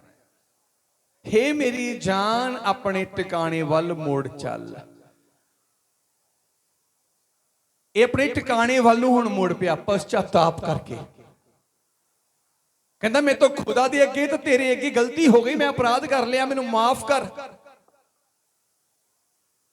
ਇਸੇ ਲਈ ਪ੍ਰਭੂ ਦਾਸ ਇਸ ਗੱਲ ਨੂੰ ਬਿਆਨ ਕਰਦਾ, ਜਦੋਂ 3 ਉਹਦੀ 19 ਕਹੋਤਾਂ ਦੀ ਕਿਤਾਬ ਰਸੂਲਾਂ ਦੀ ਕਿਤਾਬ ਨੂੰ ਪੜ੍ਹਦੇ ਆ, ਲਿਖਿਆ ਇਸ ਲਈ ਮੁੜੋ, ਇਸ ਲਈ ਤੌਬਾ ਕਰੋ ਤੇ ਮੁੜੋ, ਤੁਹਾਡੇ ਪਾਪ ਮਿਟਾਏ ਜਾਣ। ਤੇ ਜਦੋਂ ਪਾਪ ਮਿਟਦੇ ਆ, ਪਰਮੇਸ਼ਰ ਦੇ ਨਾਲ ਨੇੜਤਾ ਬਣ ਜਾਂਦੀ। ਜਦੋਂ ਨੇੜਤਾ ਬਣਦੀ ਹੈ, ਫਿਰ ਸੁਰਗੋਂ ਸੁੱਖ ਹੋਣਾ ਸ਼ੁਰੂ ਹੋ ਜਾਂਦਾ। ਇਹ ਮੁੜ ਪਿਆ ਪਰ ਸੀ ਦੂਰ ਹੀ, ਇਹ ਮੁੜ ਪਿਆ ਪਰ ਸੀ ਅਜੇ ਦੂਰ ਹੀ। ਲਿਖਿਆ ਬਾਪ ਨੂੰ ਪਤਾ ਲੱਗਾ, ਬਾਪ ਨੂੰ ਤਰਸ ਆਇਆ, ਬਾਪ ਦੌੜ ਕੇ ਜਾ ਕੇ ਉਹਨੂੰ ਮਿਲਿਆ ਤੇ ਗਲੇ ਲਾ ਲਿਆ। ਐਦਾਂ ਤਰਸਦਾ ਸਾਡਾ ਪਰਮ ਪਿਤਾ ਪਰਮੇਸ਼ਰ ਸਾਨੂੰ ਮਿਲਣ ਲਈ। ਪਾਪ ਦੂਰੀ ਨੂੰ ਵਧਾਉਂਦਾ ਆ, ਪਾਪ ਦੂਰੀ ਨੂੰ ਪੈਦਾ ਕਰਦਾ ਆ। ਤੇ ਇਹ ਦੂਰੀ ਦੀ ਯੋਜਨਾ ਤੁਹਾਡੀ ਨਹੀਂ ਆ ਕਿ ਥੋੜੇ ਸਮੇਂ ਲਈ ਦੂਰ ਹੋ ਕੇ ਅਸੀਂ ਫਿਰ ਨੇੜੇ ਆ ਜਾਾਂਗੇ। ਦੂਰੀ ਦੀ ਚਾਹੇ ਛੋਟੇ ਕਣ ਜਿੰਨੀ ਵੀ ਦੂਰੀ ਆ, ਇਹ ਦੂਰੀ ਦੀ ਯੋਜਨਾ ਤੁਹਾਡੀ ਸੋਚ ਵੱਲੋਂ ਨਹੀਂ ਹੈ, ਸ਼ੈਤਾਨ ਦੀ ਸੋਚ ਵੱਲੋਂ ਆ। ਤੇ ਸ਼ੈਤਾਨ ਜਦੋਂ ਛੋਟੀ ਜਿਹੀ ਦੂਰੀ ਪਾਉਂਦਾ ਆ ਤੇ ਖੁਦਾ ਦੂਰੀਆਂ ਵਧਾ ਦਿੰਦਾ। ਜਾ ਫਿਰ ਕਹਿੰਦਾ ਤੁਰਿਆ ਤੂੰ ਫਿਰ ਜਿੱਥੇ ਜਾਣਾ। ਇੰਨੀ ਦੂਰੀ ਬਣ ਗਈ, ਸ਼ਾਉਲ ਨੇ ਸੁਸਾਈਡ ਕਰਨਾ ਸੋਚ ਲਿਆ, ਸੁਸਾਈਡ ਕਰ ਲਿਆ।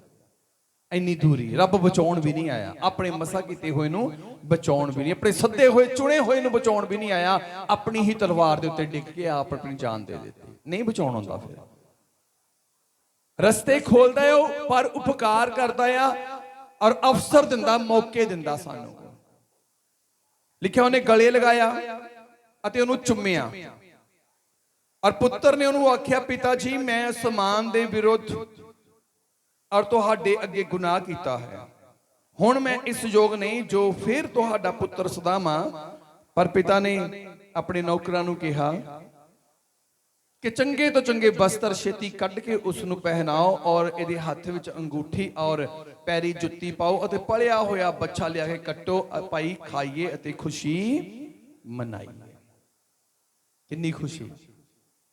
ਹੁਣ ਜਦੋਂ ਨੇੜਤਾ ਹੋ ਗਈ ਆ, ਕਿਹੜੀਆਂ ਚੀਜ਼ਾਂ ਬੰਦੇ ਨੂੰ ਚਾਹੀਦੀਆਂ ਆ? ਕਿਹੜੀਆਂ ਚੀਜ਼ਾਂ? ਰੋਟੀ, ਕੱਪੜਾ, ਤੀਜਾ ਕੁੱਲੀ, ਗੁੱਲੀ ਤੇ ਜੁੱਲੀ, ਤਿੰਨ ਚੀਜ਼ਾਂ ਚਾਹੀਦੀਆਂ। ਇੱਥੇ ਜਦੋਂ ਵਾਪਸ ਆਇਆ ਇਹਨੂੰ ਕੀ ਕੀ ਮਿਲਿਆ? ਇੱਥੇ ਕੀ ਕੀ ਮਿਲਿਆ? ਜਦੋਂ ਵਾਪਸ ਆਇਆ ਘਰ ਦੇ ਵਿੱਚ ਖੁਸ਼ੀ ਮਨਾਈ ਆ।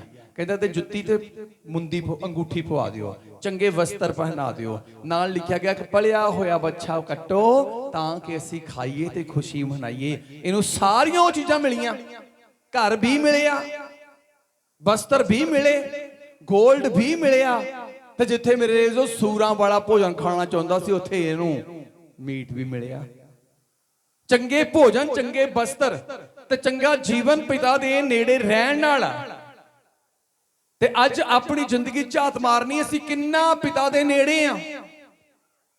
ਸਾਡੀ ਦੌੜ ਹਮੇਸ਼ਾ, ਸਾਡੀ ਸੋਚ ਹੁੰਦੇ ਆ ਕਿੱਧਰ ਹੁੰਦੇ ਆ?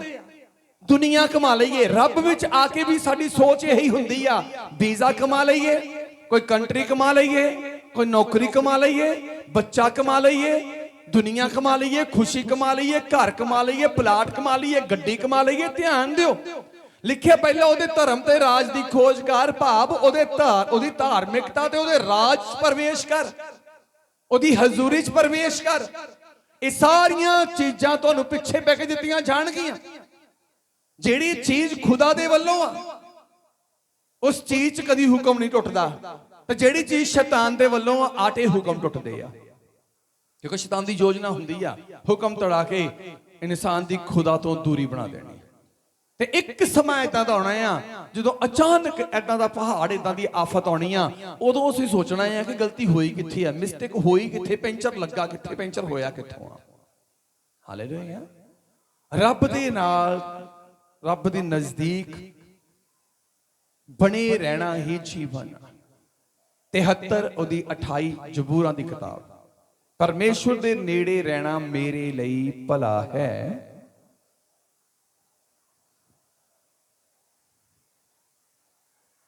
ਪਰ ਪਰਮੇਸ਼ਵਰ ਦੇ ਨੇੜੇ ਰਹਿਣਾ ਮੇਰੇ ਲਈ ਚੰਗਾ ਹੈ। ਪਰਮੇਸ਼ਵਰ ਦੇ ਨੇੜੇ ਰਹਿਣਾ ਮੇਰੇ ਲਈ ਚੰਗਾ ਹੈ। ਮੈਂ ਪ੍ਰਭੂ ਯਹੋਵਾ ਨੂੰ ਆਪਣੀ ਪਨਾਹ ਬਣਾਇਆ ਹੈ। ਪ੍ਰਭੂ ਯਹੋਵਾ ਨੂੰ ਮੈਂ ਆਪਣੀ ਪਨਾਹ ਬਣਾਇਆ ਹੈ, ਤਾਂ ਜੋ ਮੈਂ ਤੇਰੇ ਸਾਰੇ ਕਾਰਜਾਂ ਦਾ ਵਰਣਨ ਕਰਾਂ। ਤਾਂ ਜੋ ਤੇਰੇ ਸਾਰੇ ਕਾਰਜਾਂ ਦਾ ਮੈਂ ਵਰਣਨ ਕਰਾਂ।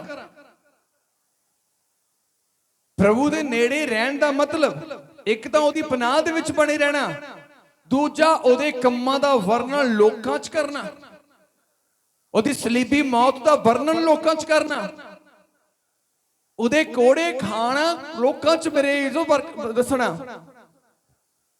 ਉਹਦਾ ਖੂਨ ਤੇ ਬਹਾਇਆ ਜਾਣਾ ਲੋਕਾਂ 'ਚ ਉਹਦਾ ਵਰਣਨ ਕਰਨਾ, ਲੋਕਾਂ ਨੂੰ ਦੱਸਣਾ ਕਿ ਰੱਬ ਨੇ ਸਾਡੇ ਲਈ ਕਿਹੜਾ ਪਰਉਪਕਾਰ ਕੀਤਾ ਆ।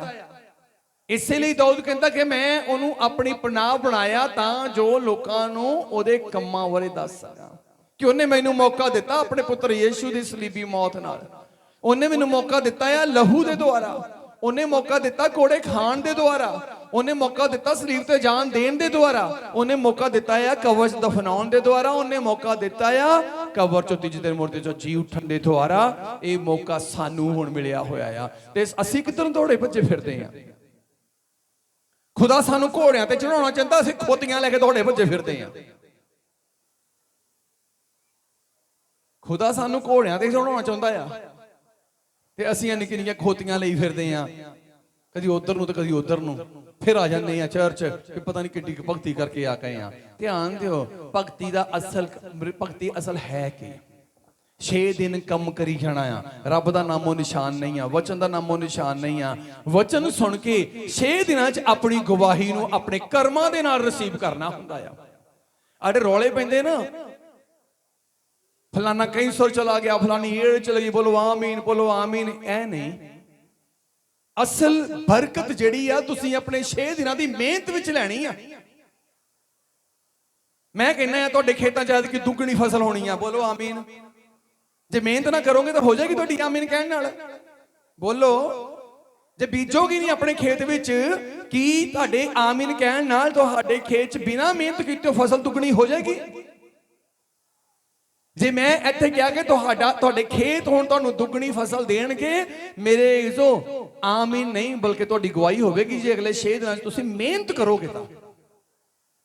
ਅਸੀਂ ਰੌਲੇ ਪਿੱਛੇ ਤੁਰੇ ਫਿਰਦੇ ਹਾਂ। ਇਹੀ ਰੌਲਾ ਸਾਡੇ ਪਰਮੇਸ਼ਰ 'ਚ ਦੂਰੀ ਬਣਾਈ ਜਾਂਦਾ। ਇਹੀ ਰੌਲਾ ਸਾਡੇ ਤੇ ਸਾਡੇ ਪਰਮੇਸ਼ਰ 'ਚ ਦੂਰੀ ਬਣਾ ਰਿਹਾ ਆ, ਨੇੜਤਾ ਨਹੀਂ ਆ। ਹਾਲੇਲੂਇਆ। ਪੜਾਂਗੇ ਅਸੀਂ ਫਿਰ ਉਸ 116 ਦੀ 7 ਨੂੰ। हे मेरी जान अपने ठिकाने मुड़ चल। हे मेरी जान अपने ठिकाने मुड़ चल। ਸਾਡਾ ਠਿਕਾਣਾ ਕੌਣ ਆ? ਜਿੱਥੋਂ ਅਸੀਂ ਕੱਟੇ ਗਏ ਆ, ਜਿੱਥੋਂ ਅਸੀਂ ਪੱਟ ਕੇ ਪੈਦਾ ਕੀਤੇ ਗਏ ਆ। ਪੈਦਾ ਮਿੱਟੀ ਚੋਂ ਕੀਤੇ ਆ, ਲੇਕਿਨ ਚਟਾਨ ਚੋਂ ਕੱਟੇ ਗਏ ਆ। ਚਟਾਨ ਚੋਂ ਸਾਨੂੰ ਸਾਹ ਮਿਲਿਆ ਆ, ਚਟਾਨ ਚੋਂ ਸਾਨੂੰ ਦਮ ਮਿਲਿਆ ਆ, ਚਟਾਨ ਚੋਂ ਸਾਡੇ ਵਿੱਚ ਮੇਰੇ ਜੋ ਆਤਮਾ ਉਤਰਿਆ ਆ। ਉਹ ਚਟਾਨ ਆ ਪ੍ਰਭੂ ਯਿਸੂ ਮਸੀਹ। ਤੇ ਅੱਜ ਸਾਨੂੰ ਪਰਮੇਸ਼ਰ ਦੇ ਨੇੜੇ ਆਉਣ ਦੀ ਜ਼ਰੂਰਤ ਆ। ਨੇੜੇ ਆਵਾਂਗੇ ਕਿਵੇਂ?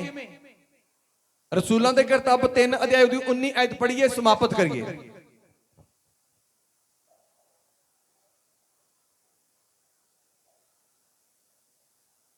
ਇਸ ਲਈ ਤੌਬਾ ਕਰੋ। ਇਸ ਲਈ ਤੌਬਾ ਕਰੋ, ਆਪਣੇ ਅਸਲ ਟਿਕਾਣੇ ਤੇ ਪਹੁੰਚਣ ਲਈ, ਆਪਣੇ ਅਸਲ ਟਿਕਾਣੇ ਤੇ ਆਉਣ ਲਈ, ਆਪਣੇ ਤੇ ਆਪਣੇ ਪਰਮੇਸ਼ਰ ਨਾਲ ਦੂਰੀ ਖਤਮ ਕਰਨ ਦੇ ਲਈ, ਆਪਣੇ ਤੇ ਆਪਣੇ ਪਰਮੇਸ਼ਰ ਦੇ ਵਿੱਚੋਂ ਮੇਰੇ ਜੋ ਦਰਾਰ ਖਤਮ ਕਰਨ ਦੇ ਲਈ। ਕਹਿੰਦਾ ਇਸ ਲਈ ਤੌਬਾ ਕਰੋ, ਇਸ ਇੱਕ ਕੰਮ ਕਰਨ ਦੇ ਲਈ ਕਿ ਰੱਬ ਦੇ ਨਾਲ ਨਜ਼ਦੀਕੀ ਬਣਾਉਣ ਦੇ ਲਈ ਤੌਬਾ। ਹਾਲੇਲੂਇਆ। ਤੌਬਾ ਕਾਹਦੀ ਆ? ਤੌਬਾ ਕਾਹਦੇ ਲਈ ਕਰਨੀ ਆ? ਕੋਈ ਦੱਸ ਸਕਦਾ? ਮੈਂ ਲੱਚਰ ਗੀਤ ਦੇਖੇ, ਮੈਂ ਲੱਚਰ ਫਿਲਮਾਂ ਦੇਖੀਆਂ, ਮੈਂ ਗੰਦੀਆਂ ਫਿਲਮਾਂ ਦੇਖੀਆਂ, ਜਾਂ ਮੈਂ ਗੰਦੀਆਂ ਗੱਲਾਂ ਕੀਤੀਆਂ, ਜਾਂ ਮੈਂ ਗੰਦੇ ਕੰਮ ਕੀਤੇ। ਆਦਮ ਨੇ ਕੀ ਕੀਤਾ ਸੀ?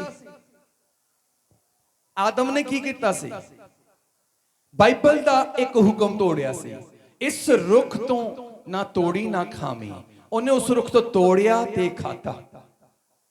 ਜੋ ਖੁਦਾ ਸਾਨੂੰ ਬਾਈਬਲ ਦੇ ਵਿੱਚ ਕਰਨ ਲਈ ਕਹਿੰਦਾ ਆ ਉਹ ਕਰਨਾ ਆ, ਜੋ ਖੁਦਾ ਸਾਨੂੰ ਕਰਨ ਤੋਂ ਰੋਕਦਾ ਆ ਉੱਥੇ ਰੁਕਣਾ ਆ।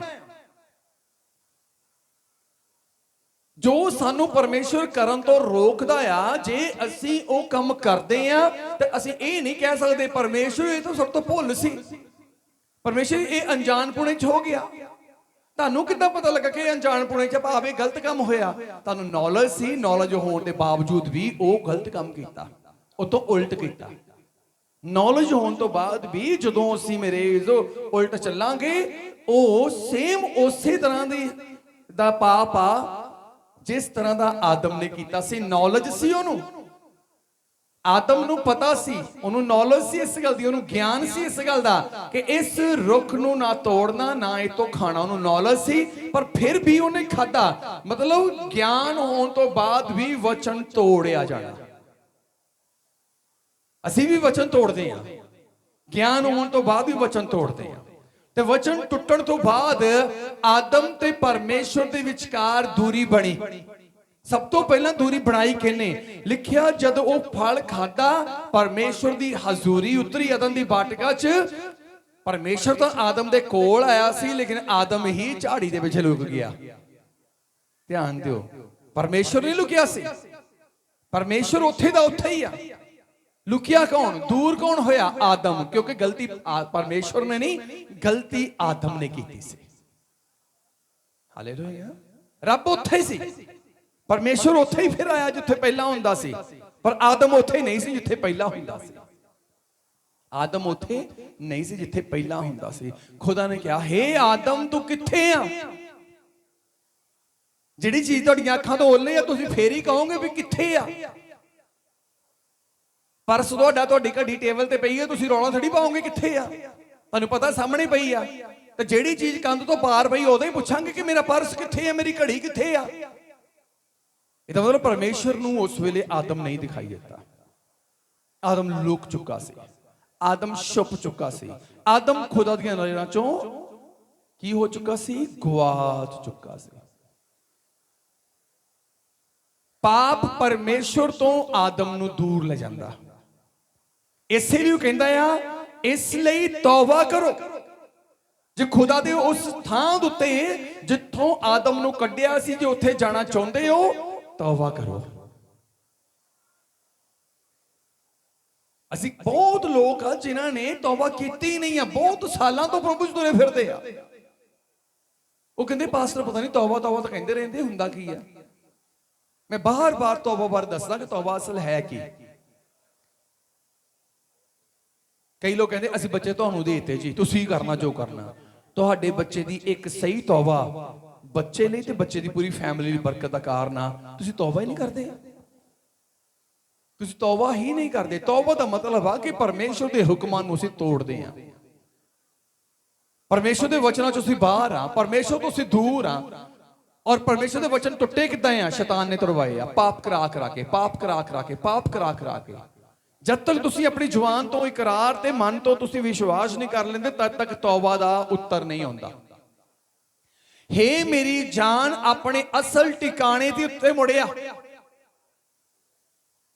ਆਦਮ ਨਹੀਂ ਮੁੜਿਆ ਆਪਣੇ ਅਸਲ ਟਿਕਾਣੇ ਵੱਲ ਨੂੰ। ਆਦਮ ਨਹੀਂ ਮੁੜਿਆ ਆਪਣੇ ਅਸਲ ਟਿਕਾਣੇ ਵੱਲ ਨੂੰ। ਕਿਹੜਾ ਟਿਕਾਣਾ?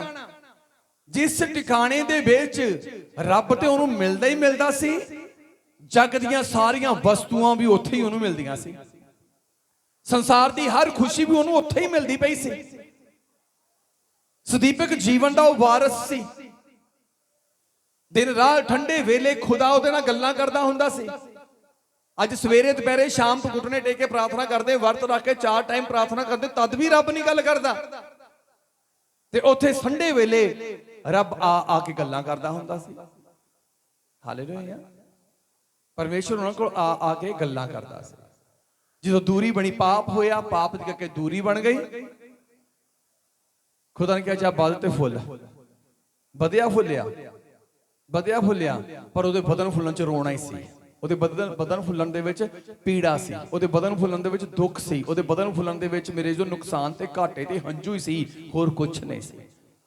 ਉਸ ਵਾਧੇ ਦਾ ਕਾਰਨ ਮੇਰੇ ਜੋ ਲਾਭ ਕੀ ਆ? ਜਿਹੜਾ ਵਾਧਾ ਜ਼ਿੰਦਗੀ ਨੂੰ ਖੁਸ਼ੀ ਨਾ ਦੇਵੇ। ਉਸ ਵਾਧੇ ਦਾ ਲਾਭ ਕੀ ਆ? ਜਿਹੜਾ ਵਾਧਾ ਸ਼ਾਂਤੀ ਨਾ ਦੇਵੇ। ਉਸ ਵਾਧੇ ਦਾ ਲਾਭ ਕੀ ਆ? ਜਿਹਦੇ ਵਾਧੇ ਨਾਲ ਮੇਰੇ ਜੋ ਸਾਡੀ ਜ਼ਿੰਦਗੀ 'ਚ ਆਜ਼ਾਦੀ ਨਾ ਆਵੇ। ਤੇ ਫੇਰ ਇਹਦੇ ਨਾਲੋਂ ਚੰਗਾ ਕਿ ਵਾਧਾ ਨਾ ਹੋਵੇ, ਉਦਾਂ ਸ਼ਾਂਤੀ ਬਣੀ ਰਹੇ। ਹਾਲੇਲੂਇਆ। ਇਸ ਲਈ ਕਹਿੰਦਾ ਆਪਣੇ ਅਸਲ ਟਿਕਾਣੇ ਤੇ, ਹੇ ਮੇਰੀ ਜਾਨ ਆਪਣੇ ਟਿਕਾਣੇ ਵੱਲ ਨੂੰ ਮੁੜ ਚੱਲ। ਆਦਮ ਐਸਾ ਅਦਨ ਦੀ ਬਾਟਕਾ ਤੋਂ ਬਾਹਰ ਗਿਆ, ਮੁੜ ਕੇ ਵਾਪਸ ਨਹੀਂ ਖੁਦਾ ਵੱਲ ਨੂੰ ਆਇਆ। ਇੰਨਾ ਦੂਰ ਚਲਾ ਗਿਆ। ਪਰਮੇਸ਼ਰ ਕਹਿੰਦਾ ਹੁਣ ਮੇਰੇ ਵੀ ਸਬਰ ਦਾ ਬੰਨ ਟੁੱਟ ਗਿਆ ਆ, ਤੇ ਹੁਣ ਸਬਰ ਦਾ ਬੰਨ ਟੁੱਟਿਆ ਆ, ਧਰਤੀ ਤੇ ਦਿਖਾਈ ਦੇਵੇਗਾ। ਐਸੀ ਜਲ ਪਰਲੋ ਆਈ, ਸਭ ਕੁਝ ਤੈਸ਼ ਨੈਸ਼ ਹੋ ਗਿਆ। ਜੋ ਸਬਰ ਦਾ ਬੰਨ ਟੁੱਟਾ ਖੁਦਾ ਦਾ। ਅਫਸਰ ਕੋ ਬਹੁ ਮੁੱਲਿਆ ਜਾਣੋ।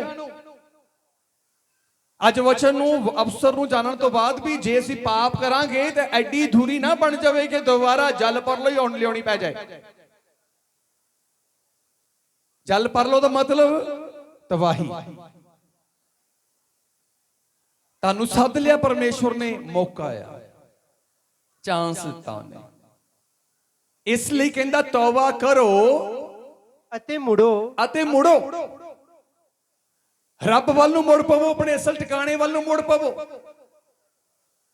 ਉਸ ਨੌਜਵਾਨ ਦੇ ਵਾਂਗ ਜਿਹੜਾ ਕਹਿੰਦਾ ਕਿ ਹੁਣ ਸਭ ਕੁਝ ਤਾਂ ਖਤਮ ਹੋ ਗਿਆ, ਦਰਵਾਜ਼ੇ ਬੰਦ ਹੋ ਗਏ, ਕਿਉਂ ਨਾ ਮੈਂ ਆਪਣੇ ਬਾਪ ਦੇ ਘਰ ਨੂੰ ਮੁੜ ਪਾਵਾਂ, ਕਿਉਂ ਨਾ ਆਪਣੇ ਪਿਤਾ ਦੇ ਘਰ ਚਲਾ ਜਾਵਾਂ। ਜਿਹਨੇ ਮੈਨੂੰ ਪੈਦਾ ਕੀਤਾ, ਮੇਰੀ ਉੱਥੇ ਹੀ ਮੇਰੀ ਜ਼ਿੰਦਗੀ ਆ। ਜਿਹਨੇ ਮੈਨੂੰ ਇਸ ਧਰਤੀ ਤੇ ਲਿਆਂਦਾ ਉਹ ਹੀ ਮੈਨੂੰ ਹੁਣ ਸੰਭਾਲ ਸਕਦਾ ਆ। ਇਸ ਤੋਂ ਇਲਾਵਾ ਹੋਰ ਮੈਨੂੰ ਕੋਈ ਸੰਭਾਲ ਨਹੀਂ ਸਕਦਾ। ਮੈਂ ਨੌਕਰੀ ਕਰਕੇ ਵੀ ਵੇਖ ਲਈ ਆ, ਚਾਕਰੀ ਕਰਕੇ ਵੀ ਵੇਖ ਲਈ ਆ, ਲੁੱਚਪੁਣਾ ਕਰਕੇ ਵੀ ਵੇਖ ਲਿਆ ਆ, ਬਹੁਤਾ ਧਨਵਾਨ ਬਣ ਕੇ ਵੀ ਵੇਖ ਲਿਆ, ਲੇਕਿਨ ਮੇਰੇ ਜ਼ਿੰਦਗੀ ਛੁਟਕਾਰਾ ਨਹੀਂ ਆ। ਹੁਣ ਕਿਉਂ ਨਾ ਕਹਿੰਦਾ ਮੈਂ ਆਪਣੇ ਬਾਪ ਦੇ ਨੇੜੇ ਚਲਾ ਜਾਵਾਂ ਜਿੱਥੋਂ ਮੈਂ ਨਿਕਲਿਆ ਸੀ। ਸਾਨੂੰ ਪਰਮੇਸ਼ਰ ਨੇ ਸੱਦਿਆ ਇਸੇ ਲਈ ਆ ਕਿ ਤੁਸੀਂ ਮੁੜ ਪਾਓ, ਲੌਟ ਆਓ। ਕੀ ਕਰ ਲਵੋ? ਲੌਟ ਆਓ। ਤੁਸੀਂ ਅੱਜ ਵੀ ਮਨ ਨਹੀਂ ਨਾ ਕਰਦਾ ਲੌਟਣ ਨੂੰ? ਅੱਜ ਤਾਂ ਖੁਦਾ ਕਹਿੰਦਾ ਲੌਟ ਆਓ। ਜੇ ਅੱਜ ਵੀ ਮਨ ਨਹੀਂ ਕਰਦਾ ਕਿ ਵਾਪਸ ਪ੍ਰਭੂ ਵੱਲ ਨੂੰ ਮੁੜਨ ਲਈ, ਕੱਲ ਨੂੰ ਤੁਸੀਂ ਜਿੰਨੀਆਂ ਮਰਜ਼ੀ ਮੇਰੇ ਜੋ ਨੱਕ ਨਾਲ ਲਕੀਰਾਂ ਕੱਢ ਕੇ ਮੁੜਨ ਦੀ ਕੋਸ਼ਿਸ਼ ਕਰੋ, ਖੁਦਾ ਨੇ ਨਹੀਂ ਤੁਹਾਡੇ ਮੋੜੇ ਨੂੰ ਦੇਖਣਾ। ਹਾਲੇਲੂਇਆ। ਖੁਦਾ ਨੇ ਨਹੀਂ ਦੇਖਣਾ। 10:40 ਸ਼ਾਮ ਦੀ ਫਲਾਈਟ ਆ। ਪਾਸਪੋਰਟ ਵੀ ਆ ਗਿਆ ਆ, ਵੀਜ਼ਾ ਵੀ ਆ ਗਿਆ, ਟਿਕਟ ਵੀ ਆ ਗਈ ਆ। ਜਿਵੇਂ 에어ਪੋਰਟ ਤੇ ਪਹੁੰਚਾ 11 ਵਜੇ, ਜਹਾਜ਼ ਮੁੜ ਕੇ ਆਜੂ ਲੈਣ ਮੈਨੂੰ? ਜਹਾਜ਼ ਲੈਣ ਆਜੂ? ਬੋਲੋ। ਵਿਸ਼ਵਾਸੀ ਦਾ ਮੋੜ ਲੈਂਦੇ ਜਹਾਜ਼। ਵਿਸ਼ਵਾਸੀ ਦਾ ਪਾਸਟਰ ਨੂੰ ਫੋਨ ਕਰਕੇ ਮੋੜ ਲੈਂਦੇ ਜਹਾਜ਼ ਨਾਲ ਹੀ। ਜਦੋਂ ਇੱਕ ਵਾਰੀ ਪੁਲਾਂ ਥੱਲੇ ਪਾਣੀ ਲੰਘ ਜਾਂਦਾ ਨਾ, ਮੁੜ ਕੇ ਉਹ ਵਾਪਸ ਨਹੀਂ ਆਉਂਦਾ। ਜਦੋਂ ਇੱਕ ਵਾਰੀ ਸਮਾਂ ਲੰਘ ਜਾਂਦਾ ਵਾਪਸ ਨਹੀਂ ਆਉਂਦਾ। ਜਿਹੜੇ ਅੱਜ 1:15 ਹੋ ਗਿਆ ਨਾ, ਕੱਲ ਨੂੰ ਅੱਜ ਰਾਤ ਨੂੰ ਵੀ 1:15 ਹੋ ਜਾਣਾ, ਕੱਲ ਸਵੇਰੇ ਕੱਲ ਦੁਪਹਿਰ ਨੂੰ ਵੀ 1:15 ਹੋ ਜਾਣਾ। ਲੇਕਿਨ ਜਿਹੜਾ ਸਮਾਂ ਆ ਗਿਆ ਨਾ, ਇਹ ਨਾ ਰਾਤ ਨੂੰ ਆਉਣਾ ਨਾ ਕੱਲ ਨੂੰ 1:15 ਵਜੇ ਆਉਣਾ। ਜਿਹੜੀ ਸਿੱਖਿਆ ਹੁਣ ਮਿਲ ਰਹੀ ਆ, ਇਹ ਰਾਤ ਦੇ 1:15 ਵਜੇ ਵੀ ਨਹੀਂ ਮਿਲਣੀ ਤੇ ਕੱਲ ਨੂੰ 1:15 ਵਜੇ ਵੀ ਨਹੀਂ ਮਿਲਣੀ। ਘੜੀ ਤੇ ਸੂਈ ਉੱਥੇ ਵਾਪਸ ਆ ਜਾਏਗੀ, ਲੇਕਿਨ ਵਾਪਸ ਬਰਕਤ ਨਹੀਂ ਆਵੇਗੀ। ਅਵਸਰ ਕੋ ਬਹੁ ਮੂਲਿਆ ਜਾਣੋ। ਸਮਾਂ ਦੇ ਰਿਹਾ ਪਰਮੇਸ਼ਰ।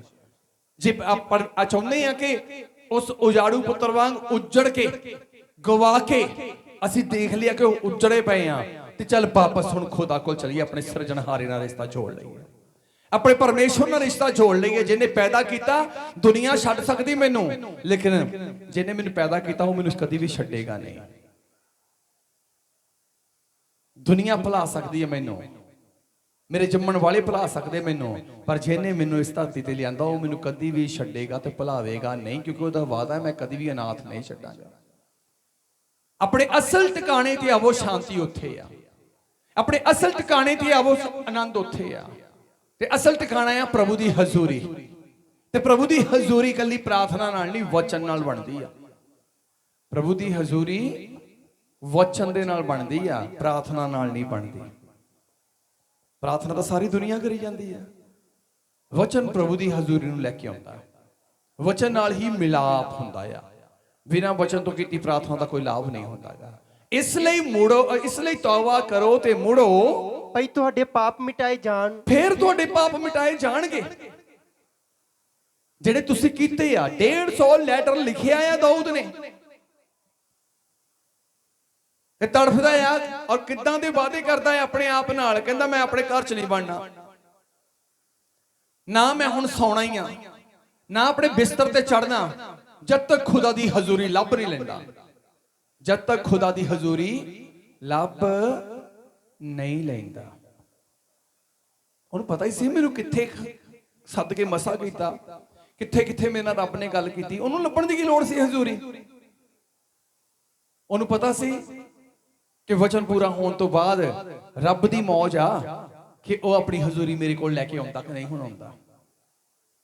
ਇਹ ਪੁੱਤਰ ਵਾਪਸ ਗਿਆ, ਅਜੇ ਦੂਰ ਹੀ ਸੀ। ਬਾਪ ਦੀ ਮੌਜ ਸੀ ਵੀ ਉਹ ਘਰੇ ਆ ਕੇ ਨੱਕ ਨਾਲ ਲਕੀਰਾਂ ਕਢਵਾ ਲੈਂਦਾ, ਜਾਂ ਘਰੇ ਆ ਕੇ ਦਰਵਾਜ਼ਾ ਬੰਦ ਕਰਕੇ 10 ਵਾਰੀ ਖੜਕਵਾਉਂਦਾ, 10 ਵਾਰੀ 10 ਮਿੰਟ ਬਾਹਰ ਹੀ ਖੜਕਾਉਣ ਤੇ ਲਾ ਰੱਖਦਾ। ਪਰ ਮੇਰੇ ਜੋ ਉਹਦੀ ਮੌਜ ਇਹ ਸੀ, ਜਿੱਦਾਂ ਹੀ ਉਹਨੂੰ ਪਤਾ ਲੱਗਾ ਕਿ ਮੇਰਾ ਪੁੱਤਰ ਵਾਪਸ ਆ ਗਿਆ, ਜੇ ਦੂਰ ਹੀ ਆ, ਉਹ ਘਰ ਨੂੰ ਛੱਡਿਆ, ਦੌੜਾ ਹੀ ਆਪਣੇ ਪੁੱਤਰ ਕੋਲ ਚਲਾ ਗਿਆ। ਇਹ ਉਹਦੀ ਮੌਜ ਸੀ।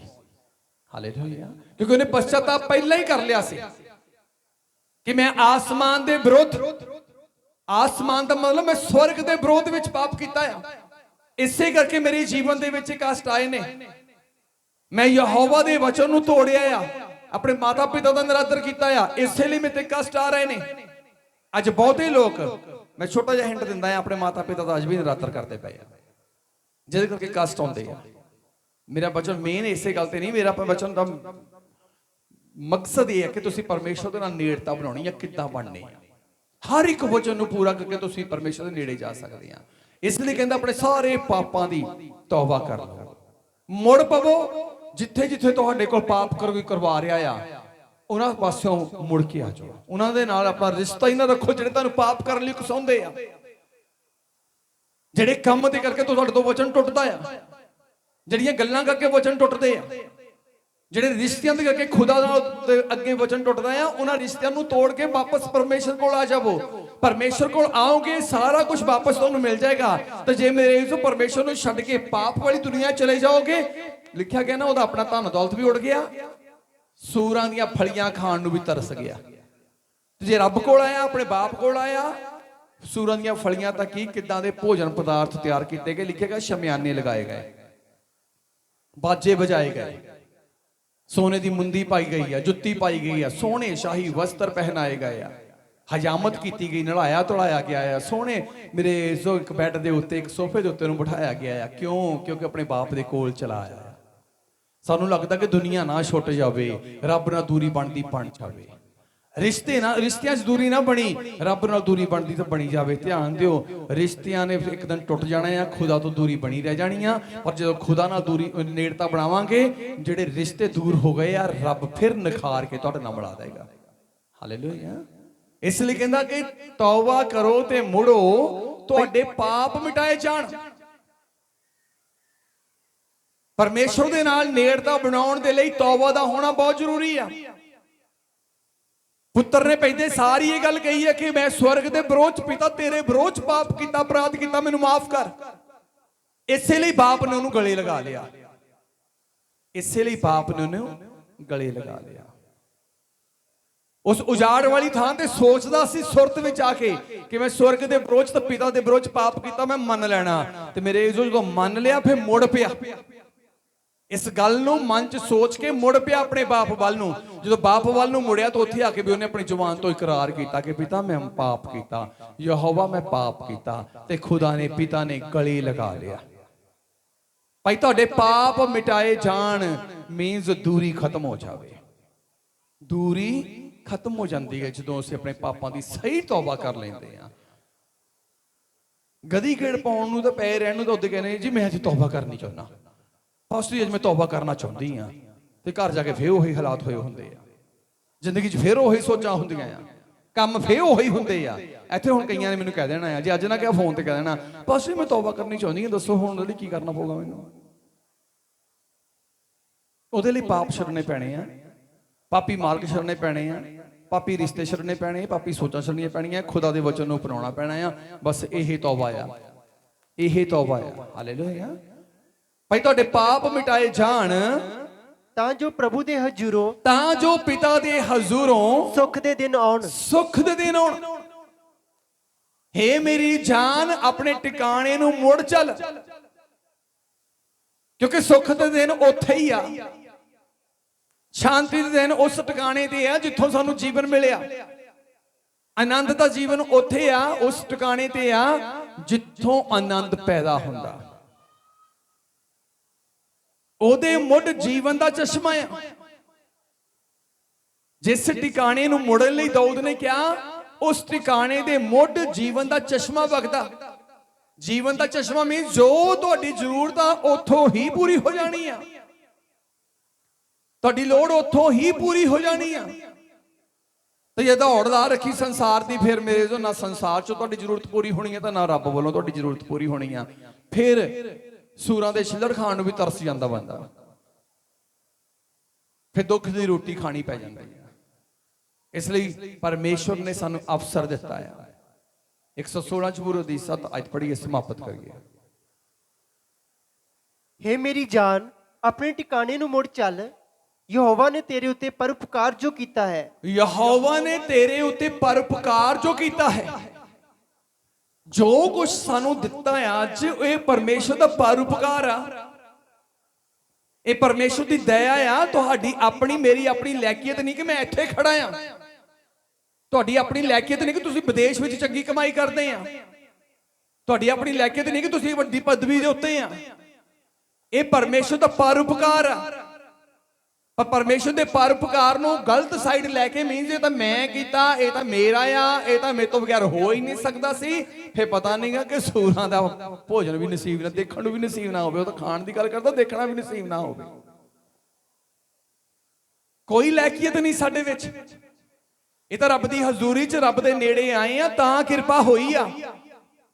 ਤੇ ਜੇ ਸ਼ੈਤਾਨ ਦੀਆਂ ਗੱਲਾਂ ਪਿੱਛੇ ਅੱਜ ਵੀ ਲੱਗਣੋਂ ਨਾ ਹਟੇ ਤੇ ਪਤਾ ਨਹੀਂ ਕਿਹੜੇ ਵੇਲੇ ਕਿਰਪਾ ਦੂਰ ਹੋ ਜਾਣੀ।